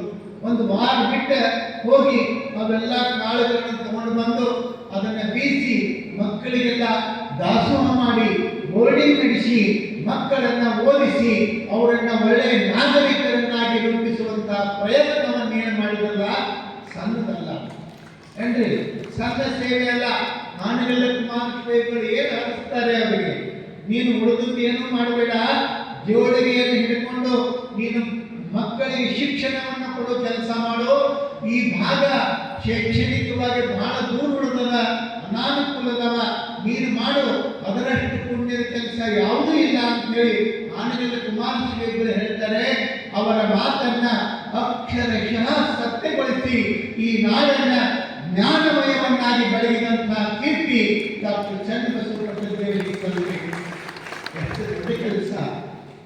ಇವತ್ತು ಬೆಳಗ್ಗೆ ನಾವು ಗುರುಕುಲಕ್ಕೆ ಹೋದಿವಿ, ನಾವು ನೋಡೋದು ಬಿಡ್ರಿ, ಅದನ್ನ ಕಟ್ಟೋದು ಮಾಡೋದು ದೂರ ಉಳಿತ.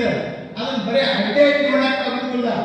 ಅಡ್ಡಾಡಿ ನೋಡಕ್ ಆಗಲಾರದಷ್ಟು ಸಂಸ್ಥೆಯನ್ನ ಇವತ್ತು ಬೆಳೆಸೋ ಮೂಲಕ ನಮ್ಮ ನಾಡಿನ ಮಕ್ಕಳು ಎಲ್ಲಿ ಓದಬೇಕು.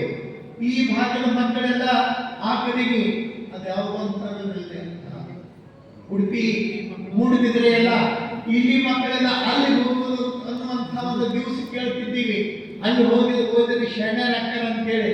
ಈಗ ಏನು ಬಂದದೆ ಅಂತಂದ್ರೆ ಬೆಂಗಳೂರಿನಿಂದ ಹಿಡ್ಕೊಂಡು ಎಲ್ಲಾ ಮಕ್ಕಳು ಬಿದರ್ ಮಕ್ಕಳು ಬೆಂಗಳೂರು ಕಡೆಗೆ ಹೋಗ್ತಿದ್ರೆ ಬೆಂಗಳೂರು ಮಕ್ಕಳು ಬಿದರ್ ಕಡೆಗೆ ಬರುವಂತಹ ಒಂದು ಚಿತ್ರಣವನ್ನ ನಕ್ಷೆಯಲ್ಲೇ ಒದಗಿಸಿರ್ತಕ್ಕಂಥವ್ರು ನಮ್ಮ ಡಾಕ್ಟರ್ ಬಸವಲಿಂಗ ಪಟ್ಟಣದೇವರು. ಎಷ್ಟು ಅಭಿಮಾನ ಅನಿಸ್ತದಲ್ಲ, ಎಷ್ಟು ಖುಷಿ ಅನಿಸ್ತದ.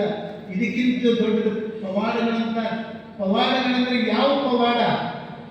ಹಾಲು ಒಯ್ದು ನೀರು ಮಾಡಿದ್ದ ಪವಾಡಲ್ಲ, ನೀರು ಒಯ್ದು ಹಾಲು ಮಾಡಿದ್ದ ಪವಾಡಲ್ಲ. ಅನಾಥ ಮಕ್ಕಳಿಗೆ ಬದುಕು ಕೊಟ್ಟು ಅವರ ಜೀವನವನ್ನು ಸಾಕಾರಗೊಳಿಸಿರ್ತಕ್ಕಂಥದ್ದೇ ಬಹಳ ದೊಡ್ಡ ಪವಾಡ. ಇದಕ್ಕಿಂತಲೂ ದೊಡ್ಡ ಪವಾಡ ಏನು ನೋಡಾದಂತೀರಿ? ಜನ್ಮ ನೀಡಿದ ಮಕ್ಕಳನ್ನೇ ಸಲಹೆ ಬೆಳೆಸೋದು ಬಹಳ ಕಷ್ಟ ಇದೆ ಇವತ್ತಿನ ದಿನಮಾನದೊಳಗೆ.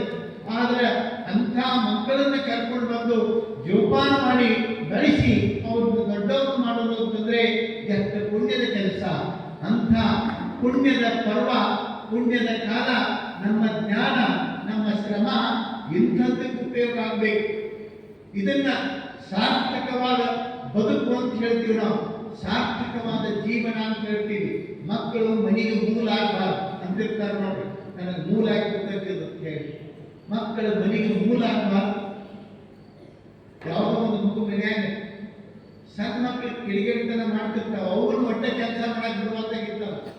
ಅವಾಗ ಆಕಿ ಹೇಳ್ತಾನೆ ಗಂಡಿಗ, ಏನ್ರಿ ಅಡಿಗೆ ಮಾಡ್ಲಿ ಬೇಡ, ಇದು ಜೀವ ತಿನ್ನಾಕತೈತಿ, ಇದನ್ನಷ್ಟು ತಗೊಂಡು ಹೋಗ್ರಿ, ಕರ್ಕೊಂಡಲ್ಲಿ ಒಳಗೆ ಮಲಗಿಸಿದನ ಅಂತಂದ್ರೆ ಅವಾಗ ಆ ಹುಡುಗನ ಕೈ ಹಿಡಿದು ಕರ್ಕೊಂಡು ಬಂದ, ಬಾ ಮಲ್ಕೊಳಕ್ಕೆ ಬಾ ಅಂತ ಕರ್ಕೊಂಡು ಬಂದ ಅವನು ಮಲಗಿಸ್ ಸಾಕೈತಿದ. ಅವನಕ್ಕಿಂತ ಮಗು ಇವನ ಮಕ್ಕೊಂಡಿದ್ದ ಮಲಗಬೇಕಾದ ಅವ ಇವ್ ಮಕ್ಕೊಂಡಿದ್ದ. ಸಾವಕಾಶ ಮತ್ತೆ ಒಳಗೆ ಬಂದ ಅಡಿಗೆ ಮನ್ಯಾಗ. ಅವಾಗ ಅವರು ಮತ್ತೆ ಹೊರಗೆ ಬ್ಯಾಂಕ್ ಮಾಡ್ತೀವಿ, ಸುಮ್ಮನೆ ಮಲಗಿಸಿ ಬಂದಿರ ಮಲಗಿಸಕ್ಕೆ ಯಾರು ಹೇಳಿದ್ರು? ಇವನು ಮಲಗಿಸಾಕ್ ಹೇಳಿದ್ರು. ಅವನ ಅವರ ಅಪ್ಪ ಮಲಗಿಸಿ ಬಂದಿದ್ದು. ಇಟ್ಟು ಬೇರೆ ಕೊಡುವರು. ಇಂಥದ್ರೊಳಗೆ ಮಕ್ಕಳು ಮನೆಗೆ ಮೂಲ ಆಗುವಂತಹ ರೀತಿಯೊಳಗೆ ಆಗಬಾರ್ದು. ಮಕ್ಕಳು ಮನೆಯನ್ನ ಬೆಳಗುವಂತಹ ರೀತಿಯೊಳಗೆ. ಹೆಣ್ಣೋ ಗಂಡೋ ಬಹಳಷ್ಟು ಸಲ ಅನ್ಕೋತೀವಿ ನಾವು, ಗಂಡು ಮಕ್ಕಳಿಲ್ಲ ಹೆಣ್ಮಕ್ಳದಾವ. ನೆನಪಿಟ್ಟುಕೊಡ್ರಿ, ಹೆಣ್ಣು ಗಂಡು ಅನ್ನುವಂತಹ ಭೇದವನ್ನ ಶರಣರು ಮುರಿದು ಹಾಕಿದ್ರು. ಇವತ್ತು ನಾವು ಹೆಣ್ಮಕ್ಳು ಅವ್ರನ್ನೇನು ಓದಿಸುದು, ಅವ್ರು ಎಷ್ಟು ಓದ್ತಾರೆ ಅನ್ನುವಂಥ ಮಾತು ಹೇಳ್ತೀವಿ ನಾವು. ಆದ್ರೆ ನೆನಪಿಟ್ಕೊಡ್ರಿ, ಈಗ ಮೊನ್ನೆ PUC ಸೆಕೆಂಡ್ ಇಯರ್ ಮುಗಿದ ಪರೀಕ್ಷೆ ಮೊನ್ನೆನೇ 22 ದಿವಸದೊಳಗೆ SSLC ಪರೀಕ್ಷೆದು ರಿಸಲ್ಟ್ ಮುಗೀತು. ಇನ್ನು ರಿಸಲ್ಟ್ ಬರ್ತಾವೆ 2 ರಿಸಲ್ಟ್ ಬಂದಾಗ ನೀವು ನನಗೆ ಹೇಳಬೇಕು. ಪೇಪರ್ನೊಳಗೆ ಏನು ಬಂದಿರ್ತೈತಿ ಹೆಡ್ಡಿಂಗ್ ಅಂತಂದ್ರೆ ಮತ್ತೆ ಎಂದಿನಂತೆ ಬಾಲಕಿಯರದೇ ಮೇಲುಗೈ. ಮತ್ತೆ ಇವ್ರ ಕೈ ಏನಿರ್ತಾವ್ರಿ? ಇವ್ರ ಕೈ ಏನಿರ್ತಾವ? ಬಾಲಕಿಯರದೇ ಮೇಲುಗೈ. ಇವ್ರದ್ದು ಖಾಲಿ ಕೈ. ಖಾಲಿ ಕೈ ಅರ್ಥ ಮಾಡ್ಕೊಳ್ಬೇಕು. ಇವತ್ತು ಹೆಣ್ಮಕ್ಳು ಓದೋದಿಲ್ಲ ಅನ್ನುವಂಥ, ಹೆಣ್ಮಕ್ಳು ಏನು ಓದ್ತಾರೆ ಅನ್ನುವಂಥ ಉದಾಸೀನ ಮನೋಭಾವನೆಯನ್ನು ನಾವು ಕಾಣ್ತೀವಿ.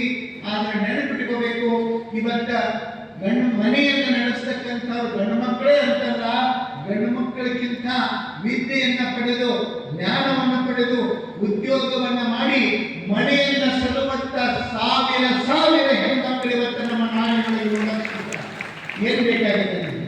ಯಾಕೆ ಗಂಟು ಪಡ್ಕೊಂಡು ಸಾಯ್ತಾರೆ ಕೆಲವು ಮಂದಿ. ಎಲ್ಲ ಚಲೋ ಐತ್ರಿ ಗಂಡು ಮಕ್ಕಳಿಗೆ, ಎಲ್ಲ ಚಲೋ ಐತ್ರಿ ಗಂಡು ಮಕ್ಕಳಿಗೆ. ಇದ್ದದ್ದು ಅವನ್ನೇ ಅದೇ ಹೆಣ್ಣನ್ನ ಗಂಡು ಅಂತ ಇಟ್ಕೊಂಡು ಹೇಳಿ ನೋಡ್ರಿ. ಒಂದು ಕಡೆಗೆ ಜಾನಪದದೊಳಗೆ ಒಬ್ಬಕ್ಕೆ ಗರ್ತಿ ಹೇಳ್ತಾಳ, 10 ಗಂಡು ಹಡೆದರು ಮತ್ತೆ ಬಂಜಿ ಅಂಬಾರು. 10 ಗಂಡು ಹಡೆದ್ರು ಸಹಿತ ಬಂಜಿನ ಅಂತ. ಯಾವಾಗ ಶೀಲೆಯನ್ನ ಉಟ್ಟು ನೀರನ್ನು ತರುವಂತ ಹೆಣ್ಣು ಹೊಡಿತಂದ್ರ ಅವಾಗ ಆಕಿ ಕರೆ ತಾಯಿ ಎನಿಸ್ಕೊತಾಳಂತ. ಜಾನಪದದ ಗರ್ತಿ ಹೇಳ್ತಾಳೆ ಈ ಮಾತು. ಅದರ ಅರ್ಥ ನಾನು ಯಾಕೆ ಈ ಮಾತು ಹೇಳ್ತೀನಿ ಅಂತಂದ್ರೆ, ಇವತ್ತು ಹೆಣ್ಣು ಗಂಡು ಅನ್ನುವಂತಹ ಭೇದ ಭಾವಗಳನ್ನು ನಾವು ಕೂತೀವಿ. ಆದರೆ ಶರಣರು ಇವುಗಳನ್ನು ಒಪ್ಪಲಿಲ್ಲ. ಮೊಲೆ ಮುಡಿ ಬಂದರೆ ಹೆಣ್ಣೆಂಬರು, ಗಡ್ಡ ಮೀಸೆ ಬಂದರೆ ಗಂಡೆಂಬರು, ನಡುವೆ ಸುಳಿಯುವ ಆತ್ಮ ಹೆಣ್ಣು ಅಲ್ಲ ಗಂಡು ಅಲ್ಲ ಅನ್ನುವಂತಹ ಮಾತನ್ನ ಎಷ್ಟು ಸ್ಪಷ್ಟವಾಗಿ ಹೇಳ್ತಾರೆ. ಆ ಹಿನ್ನೆಲೆಯೊಳಗೆ ನಮ್ಮ ಮಕ್ಕಳು ಇವತ್ತ ಹಂಗ ಓದಿಸಿದ್ರೆ, ಹಂಗ ನಾವು ಮನಸ್ಸು ಮಾಡಿ ಓದಿಸಿದ್ರೆ ಗಂಡು ಮಕ್ಕಳಿಗಿಂತ ಹೆಣ್ಣು ಮಕ್ಕಳೇ ಬಹಳ ಚಂದ ಓದ್ತಾರೆ. ಮತ್ತು ನಾ ಹೀಗೆ ಏನು ಹೇಳಿ, ಗಂಡು ಮಕ್ಕಳನ್ನು ಓದಿಸೋದು ಬಿಡಬೇಡ್ರಿ, ಓದಿಸಬೇಡ್ರಿ ಅಂತಲ್ಲ. ಆದ್ರೆ ಇವತ್ತ ಗಂಡು ಮಕ್ಕಳಿಗೂ ಸಹಿತ ಒಳ್ಳೆಯ ಅವಕಾಶಗಳು ಅವ್ರ ಜೀವನದೊಳಗೆ ಬಂದಾಗ ವಿದ್ಯೆಯ ಅವಕಾಶ ಹೆಣ್ಮಕ್ಳಿಗೆ ಸಿಕ್ಕರೆ ಇವತ್ತ ಹೆಣ್ಮಕ್ಳು ಸಹಿತ ಯಾವುದರೊಳಗೂ ಕಡಿಮೆ ಇಲ್ಲ ಅನ್ನೋ ರೀತಿಯೊಳಗೆ ಸಾಧನೆಯನ್ನ ಸಾಧಿಸುವಂಥದ್ದನ್ನು ನೋಡ್ತೀವಿ ನಾವು. ಎಷ್ಟು ಕುಟುಂಬಗಳು ಅವುಗಳನ್ನು ಸಲ್ಲುತ್ತಕ್ಕಂಥವ್ರು ಆ ಮನೆ ಹೆಣ್ಮಕ್ಳೇ ಅನ್ನೋದು ಒಂದು ಅಭಿಮಾನದ ಸಂಗತಿ. ಆ ಕಾರಣಕ್ಕೆ ಖಂಡಿತವಾಗಿಯೂ ನಾನು ಕೇಳ್ಕೊಳ್ತೀನಿ, ಮಕ್ಕಳಲ್ಲಿ ಎಂದಿಗೂ ಭೇದ ಭಾವವನ್ನು ಮಾಡಬಾರದು, ಎಂದಿಗೂ ಭೇದ ಭಾವ ಮಾಡಬಾರದು. ಬಹುತೇಕ ನೋಡ್ರಿ ನೀವು, ನಾನು ಗಮನಿಸಿದಂಗ, ನನ್ನ ಗಮನಕ್ಕೆ ಬಂದಂಗ ಹೆಣ್ಮಕ್ಳು ಗಂಡು ಹುಡುಗರ ಮೇಲೆ ಪ್ರೀತಿರ್ತಾರೆ, ಮನ್ಯಾಗ ಗಂಡು ಮಕ್ಕಳು ಹೆಣ್ಣು ಮಕ್ಕಳ ಮೇಲೆ ಪ್ರೀತಿರ್ತಾರೆ.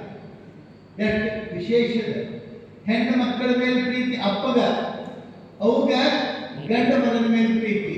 ಅದರ ಅರ್ಥ ಗಂಡು ಮಗ ನಮ್ಮ ಮನೆಗೆ ಆಸರಾಗ್ತಾನ, ನಮ್ಮನ್ನು ನಡೆಸ್ತಾನ, ಹೆಣ್ಮಗಳೇನು ಪಟ್ಟಲ್ಲಿ ಹೋಗೈತಿ ಅಂತ ಅನ್ನುವಂಥದ್ದು ಒಂದು ಭಾವವನ್ನು ನಾವು ಕಾಣ್ತೀವಿ.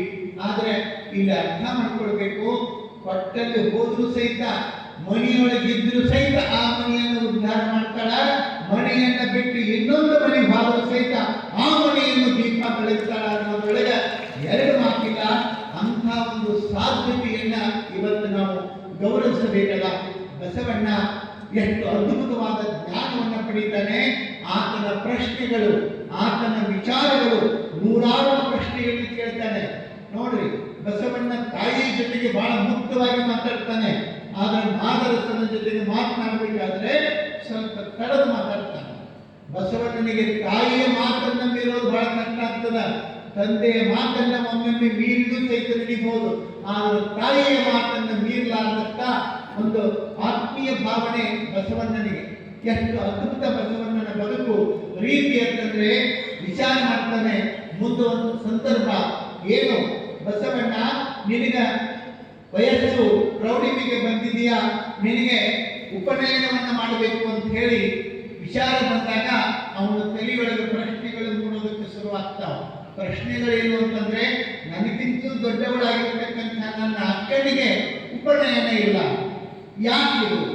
ಒಂದು ಸಾರಿ ತಾಯಿಗಂತ ಅಲ್ವಾ, ನನಗೆ ಉಪನಯನ ಮಾಡ್ತಿಲ್ಲ, ನನಗಿಂತಲೂ ದೊಡ್ಡವಳು, ನನಗಿಂತ ಹಿರಿಯಳು, ನಿನ್ನ ಸ್ಥಾನದೊಳಗೆ ನಿಂತುಕೊಂಡು ನನ್ನ ಜೋಪಾನ ಮಾಡಿರ್ತಕ್ಕಂಥ ನನ್ನ ಅಕ್ಕನಿಗೆ ಯಾಕೆ ಉಪನಯನ ಇಲ್ಲ? ಅಕ್ಕಿಗೂ ಮಾಡೋದಾದ್ರೆ ನಾನು ಉಪನಯನವನ್ನು ಮಾಡ್ಕೊತೀನಿ ಅಂತಂದಾಗ, ನೋಡು ಬಸವಣ್ಣ, ಹಾಗಿರೋದಿಲ್ಲ. ಕಲಿಸಿ ನಡಿಬೇಕು. ಯಾಕಿಲ್ಲ? ಇದೇ ಪ್ರಶ್ನೆಯನ್ನ ಮಾದರಸನ ಮುಂದಿಟ್ಟಾಗ ಮಾದರಸ ಹೇಳಿದ, ಹೆಣ್ಣು ಶೂದ್ರಳು, ಹೆಣ್ಣು ಶೂದ್ರಳು. ಆಕೆಗೆ ಯಾವುದೇ ಸಂಸ್ಕಾರಗಳನ್ನು ಹೇಳಿಲ್ಲ ಧರ್ಮದೊಳಗೆ, ಧರ್ಮ ಗ್ರಂಥದೊಳಗೆ ಹೆಣ್ಣಿಗೆ ಯಾವುದೇ ಸಂಸ್ಕಾರಗಳಿಲ್ಲ. ಆದ್ರೆ ಗಂಡಿಗೆ ಸಂಸ್ಕಾರಗಳಿದ್ದಾವೆ. ತಲೆ ಹರಟೆ ಬೇಡ, ನೀವು ಉಪನಯನವನ್ನ ಮಾಡಿಕೊಳ್ಬೇಕು ಅನ್ನುವಂಥ ತೀರ್ಮಾನವನ್ನ ಎಲ್ಲ ಪಂಡಿತರು, ವಿದ್ವಾಂಸರು, ಹಿರಿಯರು ಎಲ್ಲರೂ ಹೇಳ್ತಾರೆ. ಆದರೆ ಬಸವಣ್ಣ ಅಂದ, ನನ್ನ ಅಕ್ಕ ಶೂದ್ರಳು, ನನಗೆ ಜನ್ಮ ನೀಡಿದ ತಾಯಿ ಶೂದ್ರಳು. ಅವರು ಶೂದ್ರರಾಗಿದ್ದಾಗ ನಾನು ಹೆಂಗೆ ಧರ್ಮಾತ್ಮನಾಗೋದಕ್ಕೆ ಸಾಧ್ಯದ? ನನಗೆ ಜನ್ಮ ನೀಡಿದ ತಾಯಿ ಶೂದ್ರಳಾಗಿ ಕಾಯಂ ಉಳಿತಾಳೆ ಅಂತಂದ್ರೆ, ನನ್ನ ಜೊತೆಗೆ ಹುಟ್ಟಿರ್ತಕ್ಕಂಥ ನನ್ನ ಅಕ್ಕಳು ಶೂದ್ರಳಾಗಿ ಉಳಿತಾಳೆ ಅಂತಂದ್ರೆ, ಇಂಥ ಬದುಕಿಗೆ, ಇಂಥ ಸಂಸ್ಕಾರಕ್ಕೆ ಅರ್ಥವೇ ಇಲ್ಲ. ಈ ಉಪನಯನ ನನಗೆ ಬೇಡ ಅಂತ ನಿರಾಕರಿಸ್ತಾನೆ ಬಸವಣ್ಣ. ಆದರೆ ಒತ್ತಾಯ ಮಾಡಿ ಕೊನೆಗೆ ಆತನಿಗೆ ಉಪನಯನವನ್ನು ಮಾಡಿಯೇ ತೀರೋದು ಅಂತ ಕೆಲವು ಮಂದಿ ಹಠ ಕೊಟ್ಟು ನಿಂತಾರೆ. ಆ ಹೊತ್ತಿನೊಳಗೆ ಕೊನೆ ಗಳಿಗೆ ತನಕ ಬಸವಣ್ಣನ ಜೊತೆಗೆ ಸಂಘರ್ಷ ನಡೀತದೆ. ಹೇಗಿರ್ತದೆ ಬದುಕು ಅಂತಂದ್ರೆ, ಕೆಲವೊಂದು ಸಲ ಸತ್ವ ಪರೀಕ್ಷೆಗಳು ನಡೀತಾವ. ಸತ್ವ ಪರೀಕ್ಷೆಗಳು, ಆ ಸತ್ವ ಪರೀಕ್ಷೆಗಳನ್ನು ಎದುರಿಸ್ತಕ್ಕಂಥದ್ದು, ಹಂಗೆ ನಡೀತಕ್ಕಂಥದ್ದು ಅಷ್ಟು ಸರಳವಾಗಿರೋದಿಲ್ಲ, ಅಷ್ಟು ಸರಳಾಗಿರೋದಿಲ್ಲ.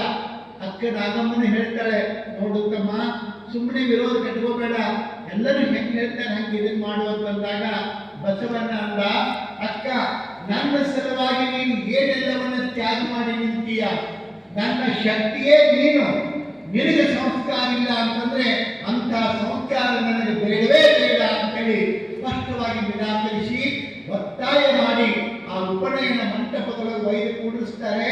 ಇನ್ನೇನು ಉಪನಯನವನ್ನ ಮಾಡಿ ಆತನ ಕೊರಳಿಗೆ ಜನಿವಾರವನ್ನು ಹಾಕಬೇಕು ಅಂತಂದು ಹೊತ್ತಿನೊಳಗ ಬಸವಣ್ಣ ಹಾಕುವಂತಹ ಜನಿವಾರವನ್ನ ಕೈಯೊಳಗೆ ಹಿಡ್ಕೊಂಡೇ ಮೇಲೆ ಎದ್ದು ನಿಂತ ಹೇಳ್ತಾನೆ, ಇದು ಜನಿವಾರವಲ್ಲ, ಇದು ಕರ್ಮಲ್ಲದೆ, ಇದ್ರ ನನ್ನ ಕುತ್ತಿಗೆಗೆ ಉರುಳುಗಾಡಿದಂತ, ನನ್ನ ಮೈಗೆ ಈ ಉರುಳಬೇಡ. ಯಾವುದು ಹೆಣ್ಣು ಗಂಡಿನೊಳಗೆ ಭೇದ ಭಾವವನ್ನು ಮಾಡ್ತದ, ಹೆಣ್ಣು ಕೀಳು ಗಂಡು ಶ್ರೇಷ್ಠ ಅಂತ ಹೇಳ್ತದ, ಇಂಥ ಅಸಮಾನತೆಯ ಜನಿವಾರ ನನಗೆ ಬೇಡ. ನನಗೆ ಇದ್ರು ಕನಸು ಹೆಣ್ಣು ಗಂಡು ಒಂದೇ ಇರುವಂಥ ಧರ್ಮವನ್ನ ನಾನು ಕಟ್ಟಬೇಕು, ಆ ಧರ್ಮದೊಂದಿಗೆ ನಾನೇ ಉದ್ಧಾರ ಆಗಬೇಕು ಅನ್ನುವಂಥ ಕನಸನ್ನು ನಾನು ಕಂಡಿದ್ದೀನಿ. ನನಗೆ ಈ ಜನಿವಾರ ಬೇಡ ಅಂತ ಹೇಳಿ ಅದನ್ನು ಕಿತ್ತೆಸೆದ ಬಸವಣ್ಣ ಹೊರಟು ನಿಲ್ತಾನೆ. ಬೇಡ ನನಗೆ ಹೊರಟು ನಿಲ್ತಾನೆ. ಅವನಿಗೆ ರಕ್ಷಣೆಯಾಗಿ ಅಕ್ಕನಾಗಮ್ಮ ನೆನಪಿಟ್ಕೋಬೇಕು. ಇವತ್ತು ನಾವು ಬಸವಣ್ಣನನ್ನ ವಿಶ್ವಗುರು ಅಂತ ಹೇಳ್ತೀವಿ, ಬಸವಣ್ಣ ನಮ್ಮ ಧರ್ಮ ಸ್ಥಾಪಕ ಅಂತ ಹೇಳ್ತೀವಿ. ಬಸವಣ್ಣನಿಗೆ ದೊಡ್ಡ ಶಕ್ತಿ ಯಾರು ಅಂತಂದ್ರೆ ಆ ಬಸವಣ್ಣನ ತಂದೆ ತಾಯಿಗಿಂತಲೂ ಅವರ ಅಕ್ಕ ನಾಗಮ್ಮ ಬಸವಣ್ಣನಿಗೆ ದೊಡ್ಡ ಬಲ, ದೊಡ್ಡ ಶಕ್ತಿಯಾಗಿ ನಿಂತವರು. ಅಕ್ಕ ನಾಗಮ್ಮ ನಿಂತರು ಅಂತ ಹೇಳಿ ಇವತ್ತು ನಾವು ಬಸವಣ್ಣನ ನೋಡಕ್ ಸಾಧ್ಯತೆ. ಇವತ್ತು ನೋಡ್ರಿ ನೀವು, ಯಾವುದೇ ಒಬ್ಬ ಯಶಸ್ವಿ ಪುರುಷ ಅದಾನ ಅಂತಂದ್ರೆ ಅವನಿಗಿಂತ ಒಬ್ಬ ಹೆಣ್ಮಗಳು ಬಹಳ ದೊಡ್ಡ ಕೆಲಸ ಮಾಡಿರ್ತಾಳೆ. ಮತ್ತೆ ಹಂಗಂತ ಹೇಳಿ ಯಾವ್ದಾದ್ರು ತಿಳ್ಕೊಂಡಿರಿ ಮತ್ತೆ ನೀವು? ನಾನು ಹೇಳಕ್ಕಂಥದ್ದು ಚಲೋ ಲೈನ್ನೇ. ಒಂದು ಕಡೆಗೆ ಏನಾಗಿತ್ತು, ಒಬ್ಬ ರಾಜ ಘೋಷಣೆ ಮಾಡಿದ್ದಂತ, ಏನು 5 ಕೋಟಿ ಬಹುಮಾನ. ಎದಕ್ಕೆ? ಅಲ್ಲೊಂದು ಮಂಡ ಇತ್ತು, ಬಹಳ ದೊಡ್ಡ ಮಂಡ, ಅದ್ರ ತುಂಬ ಮೊಸಳೆ ಬಿಟ್ಟಿದ್ರು. ಮೊಸಳೆ ಈ ದಂಡಿಯಿಂದ ಆ ದಂಡಿಗೆ ಈಸುವಂತ ಹೋದ್ರೆ ಅವನಿಗೆ 5 ಕೋಟಿ ರೂಪಾಯಿ ಬಹುಮಾನ. ಒಂದು ವೇಳೆ ಸತ್ತರ ಅವ್ರ ಕುಟುಂಬಕ್ಕೆ 2 ಕೋಟಿ ಬಹುಮಾನ. ಎಷ್ಟು ಚಂದ ಇತ್ತು. ಬಹಳ ಮಂದಿ ನೋಡೋಣ, ಏನಾರ ನೋಡೋಣ ಅಂತ ಹೇಳಿ ಸಿಕ್ಕಾಪಟ್ಟೆ ಜನ ಸೇರಿಬಿಟ್ಟಿದ್ರೆ ನೋಡಕ್ಕ ಹೇಳಿ 5 ಕೋಟಿ ಈಸಿ ಹೋದ್ರೆ 5 ಕೋಟಿ, ಅಕಸ್ಮಾತ್ ಸತ್ರ 2 ಕೋಟಿ. ಎಲ್ಲರೂ ನಿಂತಿದ್ರು ನೋಡಕ್ ಅಂತ ಹೇಳಿ. ಯಾರು ಧೈರ್ಯ ಮಾಡ್ತಾರ? ಎಂತೆಂತ ಮೊಸಳೆಗಳಿದ್ದು ಬರೀ ಒಂದು ಮೊಸಳಿ ಕೈಯಾಗ ಪಾರಾಗಿ ಬರೋದು ಬಹಳ ವಜ್ಜದ. ಎಲ್ಲಾ ಕಡೆಗೂ ಮೊಸಳೆ ಓಡಾಡಕತ್ತೇವ, ಅಲ್ಲಿ ಬರಕ್ಕೆ ಹೆಂಗೆ ಸಾಧ್ಯ ಅದ? ನೋಡುದು ಅಂತ ಕೆಲವು ಮಂದಿ ಕುತೂಹಲದಿಂದ ನೋಡ್ಕೋತಾ ನಿಂತಿದ್ರು. ಆ ಹೊತ್ತಿಗೆ ಬಹಳ ತನಕ ನೋಡ್ರಿ ಯಾರು ಜಿಗಿಲಿಲ್ಲ. ಬಹಳ ತಾದ ಮೇಲೆ ಒಬ್ಬ ಜಿಗದ ಏನು, ಒಬ್ಬ ಏಕದಮ್ ಮಂಡದೊಳಗೆ ಪ್ರತ್ಯಕ್ಷ ಆದ. ಆದ ಕೂಡಲೇ ಎಷ್ಟು ವೇಗವಾಗಿ ಈಸಿದವ ಅಂತಂದ್ರೆ ಹಿಂಗ ಮೀನುಗಳನ್ನ ಹೇಳ್ತೀವಿ ಅವೆಲ್ಲವೂ ಸುಳ್ಳು. ಅಷ್ಟು ವೇಗವಾಗಿ ನನ್ನ ಜೀವ ಉಳಿದ್ರೆ ಸಾಕಂತೇಳಿ ಅಷ್ಟು ಮೊಸಳೆಗಳ ನಡುವ ಯಾವುದಕ್ಕೂ ಸಿಗಲಾರ್ದಂಗ ಅಷ್ಟು ವೇಗವಾಗಿ ಈಸಿ ದಂಡಿಗೆ ಬಂದ್ಬಿಟ್ಟ. ದಂಡಿಗೆ ಬಂದಾಗ ಏನಾದ್ರು ಬಂದು ಹಿಡಿತೈತೆ ಅನ್ನೋದ್ರಾಗ ಜಿಗದ ಕಡೆಗೆ ಹೊರಗೆ ಬಂದು ಬಿದ್ದು ಕೂಡಿ ಎಲ್ಲ ದೊಡ್ಡ ಕೂಡ 5 ಕೋಟಿ ದೊಡ್ಡ ನಶೀಬ್ ಅಂತೇಳಿ ಎಲ್ಲ ಟಿವಿಯವರು ಎಲ್ಲರೂ ಬಂದು ಹಿಂಗೆ ಪೇಪರ್ನವ್ರು ಎಲ್ಲರೂ ಬಂದು ಮುಕ್ಕಿದ್ರು, ಮಾಲಿ ಹಾಕಿದ್ರು, ಹಿಂಗೆ ಅಡಿಸ್ಕೊಂಡು ಜೈ ಜೈ ಅನ್ನಕತ್ರು. ಎಷ್ಟು ನಿನಗೆ ಹೆಂಗೆ ಅನಿಸ್ತದ? ನನಗೇನು ಅನಿಸ್ತದೆ, ಕೆಳಗಿಳಿಸಿದ ಮೊದಲು ನಾವು ಕೆಳಗಿಳಿಸಿದ ಯಾಕೆ ನಾನು ಯಾರು ಮನುಷ್ಯ ಹೇಳಿ ಮೊದಲು ನಾವು ಸಿಗದಿದ್ದಿಲ್ರಿ. ಯಾರ ಮನುಷ್ಯ ಒಬ್ಬ ಹೆಣ್ಮಗಳು ಕೈ ಎತ್ತಿರ ಯಾರ ಕೈ ಅಂತಂದ್ರೆ ಅವನು ಹೆಂಡತಿ ಕೈ ಎತ್ತಿರ. ನೀ ಯಾಕೆ ಮುಗಿಸಿರಿ ಆಕೆ ವಿಚಾರ ಮಾಡಿದ್ರು, ನೀ ಯಾಕೆ ಬೇರೆ ನೀ ಸತ್ತಿದ್ದಂದ್ರೆ 2 ಕೋಟಿ ಬರ್ತಿತ್ತು, ಜಟ್ಟಿ 5 ಕೋಟಿ ಏನು ನುಕ್ಸಾನ ಆಗ್ತದೆ ಅಂದ್ರೆ ಇಡೀ ಆಯುಷ್ಯ ಪೂರ್ತಿ ಕುದುರು ಹಾಕಿದ್ದಿಲ್ಲಲ್ಲ. ಅದಕ್ಕೆ ಒಂದೊಂದು ಕಾರ್ಯದ ಹಿಂದೆ ಒಬ್ಬೊಬ್ಬರ ಹೆಣ್ಮಕ್ಳು ಕೈ ಇರ್ತದೆ ಅಂದ್ರೆ ಮತ್ತೆ ಈ ನಮೂನೆ ಎಲ್ಲ ಹೇಳಿದ್ರು. ನಾ ಹೇಳಿದ್ದು ಒಳ್ಳೆಯ ಅರ್ಥದೊಳಗೆ ಏನ್ರಿ, ಎಂಥ ಸಾಧನೆ. ಅಕ್ಕನಾಗಮ್ಮ ಆತನಿಗೆ ಬೆನ್ನೆಲುಬಾಗಿ ನಿಂತಿರ್ಲಿಲ್ಲ ಅಂತಂದ್ರೆ ಇವತ್ತು ನಾವು ಬಸವಣ್ಣನನ್ನ ನೋಡೋದಕ್ಕೆ ಆಗ್ತಿತ್ತು ಇಲ್ಲೋ ಸಂಶಯ ಪಡಬೇಕು. ಇವತ್ತ ಬಸವಣ್ಣ ವಿಶ್ವ ವಂದ್ಯ, ವಿಶ್ವ ಪೂಜಿತ, ವಿಶ್ವ ಗುರು ಅನಿಸಿಕೊಂಡಿದ್ರೆ ಅದರ ಶಕ್ತಿ ಅಕ್ಕನಾಗಮ್ಮ ಅನ್ನೋದನ್ನ ನಾವು ಧೈರ್ಯದಿಂದ ಆತ್ಮವಿಶ್ವಾಸದಿಂದ ಹೇಳಬೇಕು. ಅಕ್ಕನಾಗಮ್ಮ ಬಸವಣ್ಣನಿಗೆ ಶಕ್ತಿಯಾಗಿ ನಿಂತಂಥವಳು. ಬಸವಣ್ಣನ ಬೆನ್ನೆಲುಬಾಗಿ ನಿಂತುಕೊಂಡು ನೀನು ಮಾಡೋದು ಸರಿ ಇದೆ, ನಿನ್ನ ಜೊತೆಗೆ ನಾನು ಇರ್ತೀನಿ ಅನ್ನುವಂಥ ಆತ್ಮವಿಶ್ವಾಸವನ್ನು ತುಂಬಿ ಅಕ್ಕ ಬಸವಣ್ಣನಿಗೆ ಬೆನ್ನೆಲುಬಾಗಿ ಹೊರಡ್ತಾಳೆ. ಬಸವಣ್ಣ ಅಲ್ಲಿಂದ ಬಸವಣ್ಣ ಬಾಗೇವಾಡಿಯಿಂದ ಮನೆ ಬಿಟ್ಟು ಹೊರಡುತ್ತಾರೆ ಅಂತಕ್ಕಂಥ ಸಂದರ್ಭವನ್ನ ಈ ಪ್ರಸಂಗದೊಳಗೆ ನಾನಿಲ್ಲಿ ಹೇಳೋದ್ರ ಮುಖಾಂತರ ಬಸವಾದಿ ಶರಣರ ಒಂದು ಪರಿಕಲ್ಪನೆ, ಬಸವಣ್ಣನವರ ಒಂದು ಬದುಕಿನ ಉದ್ದೇಶ, ಸಾರ್ಥಕತೆ ಎಷ್ಟು ದೊಡ್ಡದು ಅಂತಂದ್ರೆ ಇವತ್ತೇನಾದರೂ ಒಂದು ಸಮುದಾಯ, ಇವತ್ತೇನಾದರೂ ಒಂದು ಬಹಳ ದೊಡ್ಡ ಸಮುದಾಯ ರಾಷ್ಟ್ರ ಮಟ್ಟದೊಳಗೆ ನಾವು ಬಹಳ ಸಮರ್ಥರು, ನಾವು ಕೀಳರಲ್ಲ, ನಾವು ಕನಿಷ್ಠರಲ್ಲ, ನಾವು ಎಲ್ಲರಿಗಿಂತಲೂ ಸಮರ್ಥರು ಅಂತ ಹೇಳಿ ಎದೆ ಎತ್ತಿ ತಲೆ ಎತ್ತಿ ನಿಂತಿದ್ರೆ ಅದಕ್ಕೆ ಕಾರಣ ಬಸವಾದಿ ಶರಣರ ಪರಿಶ್ರಮ, ಅವರ ಪ್ರಯತ್ನ, ಅದರ ಪ್ರತಿಫಲ ಇವತ್ತು ನಾವು ಅನುಭವಿಸ್ತಾ ಇದ್ದೇವೆ. ಬಸವಣ್ಣ ಮಾಡಿದ ಕೆಲಸ ಏನು ಅಂತಂದ್ರೆ ಈ ನಾಡು ಕಟ್ಟುವಂತಹದ್ದು, ಸಮಾಜ ಕಟ್ಟುವಂತಹದ್ದು, ಸಮುದಾಯವನ್ನ ಮುನ್ನಡೆಸುವಂತಹ ಬಹಳ ದೊಡ್ಡ ಕೆಲಸವನ್ನ ಬಸವಾದಿ ಪ್ರಮುಖರು ಮಾಡ್ತಾರೆ ಅನ್ನುವಂಥ ವಿಷಯವನ್ನ ಈ ಸಂದರ್ಭದೊಳಗೆ ಹೇಳ್ತಾ ಸ್ವಲ್ಪ ಇವತ್ತು ಅನಾನುಕೂಲತೆಗಳಿಂದಾಗಿ ನಮ್ಮ ಜಾಗ ಬದಲಾವಣೆ ಆಯಿತು. ಮತ್ತು ಹೊಸ ಬಾಳೆ, ಹೊಸ ಸಂಸಾರ ಹಾಗೂ ಒಂದಿಷ್ಟು ಕಡಿಮೆ ಯಾರು ಏನೋ ಅಂದ್ಕೋಬೇಡ್ರಿ. ಮತ್ತೆ ನಾಳಿನ ದಿವಸ ಯಥಾರೀತಿ ಒಳಗೆ ನಮ್ಮ ಕಾರ್ಯಕ್ರಮ ಅಲ್ಲಿಯೇ ಅದೇ ವೇದಿಕೆ ಮೇಲೆ ಮುಂದುವರಿತದೆ ಅನ್ನುವಂಥ ಮಾತನ್ನು ಹೇಳ್ತಾ ನಾವು ಸಣ್ಣ ಕೋಡು ನಾವು ಅಂತೀವಿ, ಮಳೆಯಲ್ಲಿ ಬಹುತೇಕ ಮಂದಿ ಬರಂಗಿಲ್ಲ ಅಂತ ಹೇಳಿ, ಬಹುತೇಕ ಜಾಗ ಸಿಗಾಕಿಲ್ಲ ಅಂತ ಹೇಳಿ ಬಿಟ್ಟವರು ಬಂದವರಿಗೆ ಕೊಡೋದಕ್ಕೆ ಜಾಗ ಹಾಕುವಂಥ ಸಹಿತ ಈ ವ್ಯವಸ್ಥೆ, ಈ ಕೆಲಸ ನಿಲ್ಲಬಾರದು ಅನ್ನೋ ದೃಷ್ಟಿಯಿಂದ ಇವತ್ತು ನಾವು ನೀವೆಲ್ಲ ಈ ಕಾರ್ಯದಲ್ಲಿ ಭಾಗವಹಿಸಿದ್ದೀವಿ. ನಾಳಿನ ದಿವಸ ಮತ್ತೆ ಯಥಾರೀತಿಯಲ್ಲಿ ನಮ್ಮ ಕಾಯಕವನ್ನು ಮುಂದುವರಿಸೋಣ ಅನ್ನುವಂಥ ಮಾತನ್ನು ಹೇಳ್ತಾ ನಿಮ್ಮೆಲ್ಲರಿಗೂ ಶುಭ ಕೋರಿ ಇವತ್ತಿನ ಈ ಪ್ರವಚನಕ್ಕೆ ಇಲ್ಲಿಗೆ ಮಂಗಲ ಹೊಂದಿರು. ಇದುವರೆಗೆ ನಮ್ಮ ಪೂಜ್ಯ ನಿರಂಜನ ಪ್ರಣವ ಸ್ವರೂಪಿ ಶಿವಾನಂದ ಮಹಾಸ್ವಾಮೀಜಿಯವರ ಪೂಜ್ಯರ ಪ್ರವಚನ ತಾವೆಲ್ಲರೂ ಆಲಿಸಿದ್ದೇವೆ. ಸದ್ವಿಚಾರಗಳನ್ನ ತಮ್ಮನದಲ್ಲಿ ಇಟ್ಕೊಂಡು ಎಲ್ಲರ ಬಳಿ ಒಳಿತಾಗಲಿ ಅಂತ ಹೇಳ್ತಾ ಪೂಜ್ಯರಿಗೆ ತೃಪ್ತಿಯ ಜೋರಾದ ಚಪ್ಪಾಳೆ ಮೂಲಕ ನಂತರ ಇವತ್ತಿನ ದಾಸೋಹಿಗಳಾಗಿರುವ ನಮ್ಮ ಶರಣೆ ಮಂಗಲ ಶಾಲಿವಾನ್ ಕಲ್ಕಟ್ಟೆ ದಂಪತಿಗಳು ವೇದಿಕೆಗೆ ಆಗಮಿಸಿ ಪೂಜ್ಯರಿಂದ ಆಶೀರ್ವಾದ ಪಡ್ಕೊಳ್ಬೇಕಾಗಿ ವಿನಂತಿಸ್ತೇನೆ. ಜೊತೆಗೆ ಶರಣೆ ಭಾರತಿ ಪ್ರಭುದೇವ್ ಕುಂಬ ಭಾಲ್ಕಿ ತಾವು ಕೂಡ ವೇದಿಕೆಗೆ ಬಂದು ಪರಮ ಪೂಜ್ಯರಿಂದ ಆಶೀರ್ವಾದ ಪಡ್ಕೊಳ್ಬೇಕಾಗಿ ತಮ್ಮಲ್ಲಿ ಕೂಡ ವಿನಂತಿಯನ್ನ ಮಾಡ್ತೇನೆ. ಇವತ್ತಿನ ಪ್ರವಚನದ ವೇದಿಕೆ ಮೇಲೆ ಪರಮ ಪೂಜ್ಯ ನಾಡೋಜನ ಬಸವಲಿಂಗ ಭಟ್ಟದೇವರು ಪೂಜ್ಯರ ದಯ ಪಾಲಿಸಿದ್ದು ಪೂಜ್ಯರ ಪಾದಗಳಿಗೂ ಭಕ್ತಿಯ ಪ್ರಣಾಮಗಳನ್ನು ಸಮರ್ಪಿಸಿದ ಪರಮ ಪೂಜ್ಯ ಗುರುಬಸವ ಭಟ್ಟದೇವರ ಪಗಳವರು ಇದೀಗ ಶರಣೆ ಮಂಗಲ ಶಾಲಿವಾನ್ ಕಟ್ಟೆ ಹಾಗೂ ಭಾರತೀ ಪ್ರಭುದೇವ ಕುಂಭ ಈ ದಂಪತಿಗಳಿಗೆ ಪೂಜ್ಯರು ತಾಯಿಯವರಿಗೆ ಈಗ ಆಶೀರ್ವಾದವನ್ನು ನೆರವೇರಿಸ್ತಾರೆ.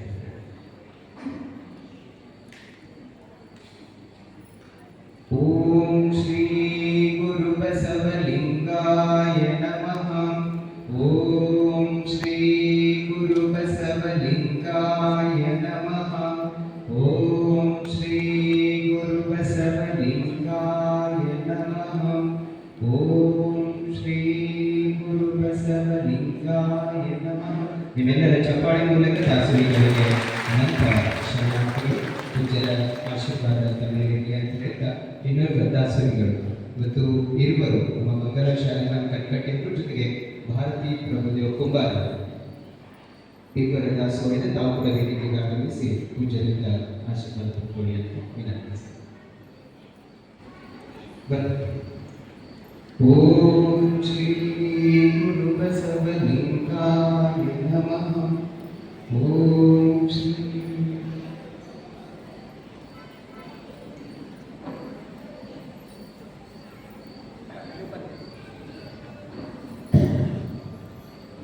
ತಮ್ಮೆಲ್ಲರ ಜೋರಾದ ಚಪ್ಪಾಳೆ ಮೂಲಕ ಶರಣಾರ್ಥಿಗಳನ್ನು ತಿಳಿಸ ನಾಳೆ ಸರಿಯಾದ ಸಮಯಕ್ಕೆ ಮತ್ತೆ ಪ್ರವಚನ ಆರಂಭ ಆಗುತ್ತೆ. ತಾವೆಲ್ಲ ಕೇಳಿದ್ದು ಬನ್ನಿ ಅಂತ ಹೇಳ್ತಾ ಇದೀಗ ಇವತ್ತಿನ ಪ್ರವಚನ ಮಂಗಲ ಗುರುತಿ ನಂತರದಲ್ಲಿ ಕೆಳಗಡೆ ನೀವು ಪ್ರಸಾರವಾಗಿದೆ. ಜಯ ಗುರು ಬಸವಣ್ಣ, ಜಯ ಗುರು ಬಸವಣ್ಣ, ಜಂಗಮ ರೂಪನೆ ಬಸವಣ್ಣ, ಜಗದೋಪಾಲಕ ಬಸವಣ್ಣ. ಜಯ ಗುರು ಬಸವಣ್ಣ, ಜಯ ಗುರು ಬಸವಣ್ಣ, ಕಲ್ಯಾಣ ರೂಪನೆ ಬಸವಣ್ಣ, ಅರುಣ್ಯ ಮೂರ್ತಿ ಬಸವಣ್ಣ, ಕಾಯಕ ಯೋಗಿ ಬಸವಣ್ಣ, ಕೈವಲ್ಯದಾತನೆ ಬಸವಣ್ಣ.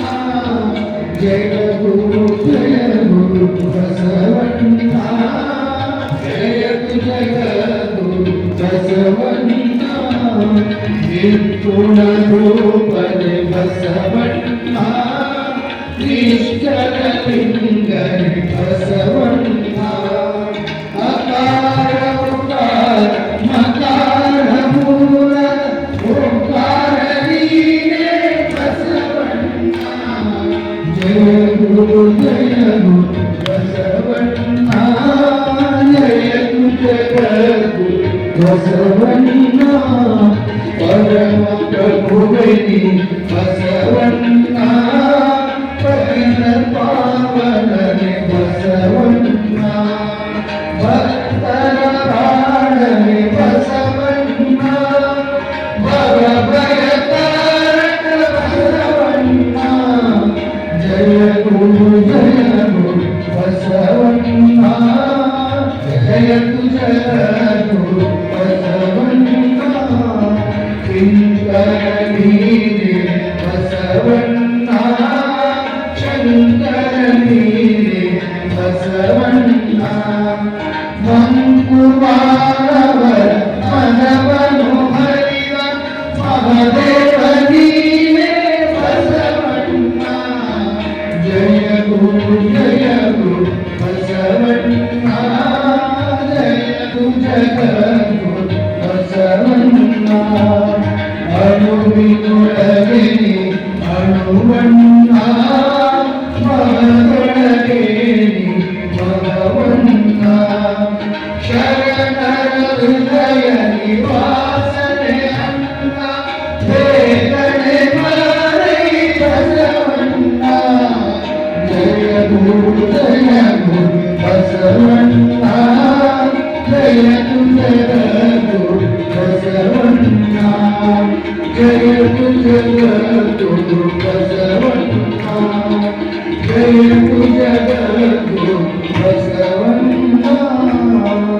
विश्व गुरु बसवेश्वर महाराज की जय।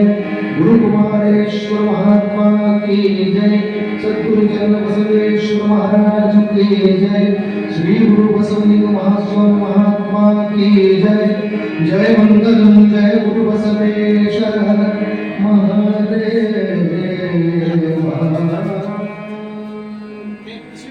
ಅನಂತರ ಶಿವ ಶರಣಾರ್ಥಿಗಳು ಎಲ್ಲರಿಗೂ ಕೆಳಗಡೆ ಪ್ರಸಾದದ ವ್ಯವಸ್ಥೆ ಇದೆ. ದಯವಿಟ್ಟು ಎಲ್ಲರೂ ಪ್ರಸಾದ ಮಾಡಿಕೊಂಡೇ ಹೋಗಬೇಕಾಗಿ ತಮ್ಮೆಲ್ಲರಲ್ಲಿಯೂ ವಿನಂತಿಸ್ತೇವೆ.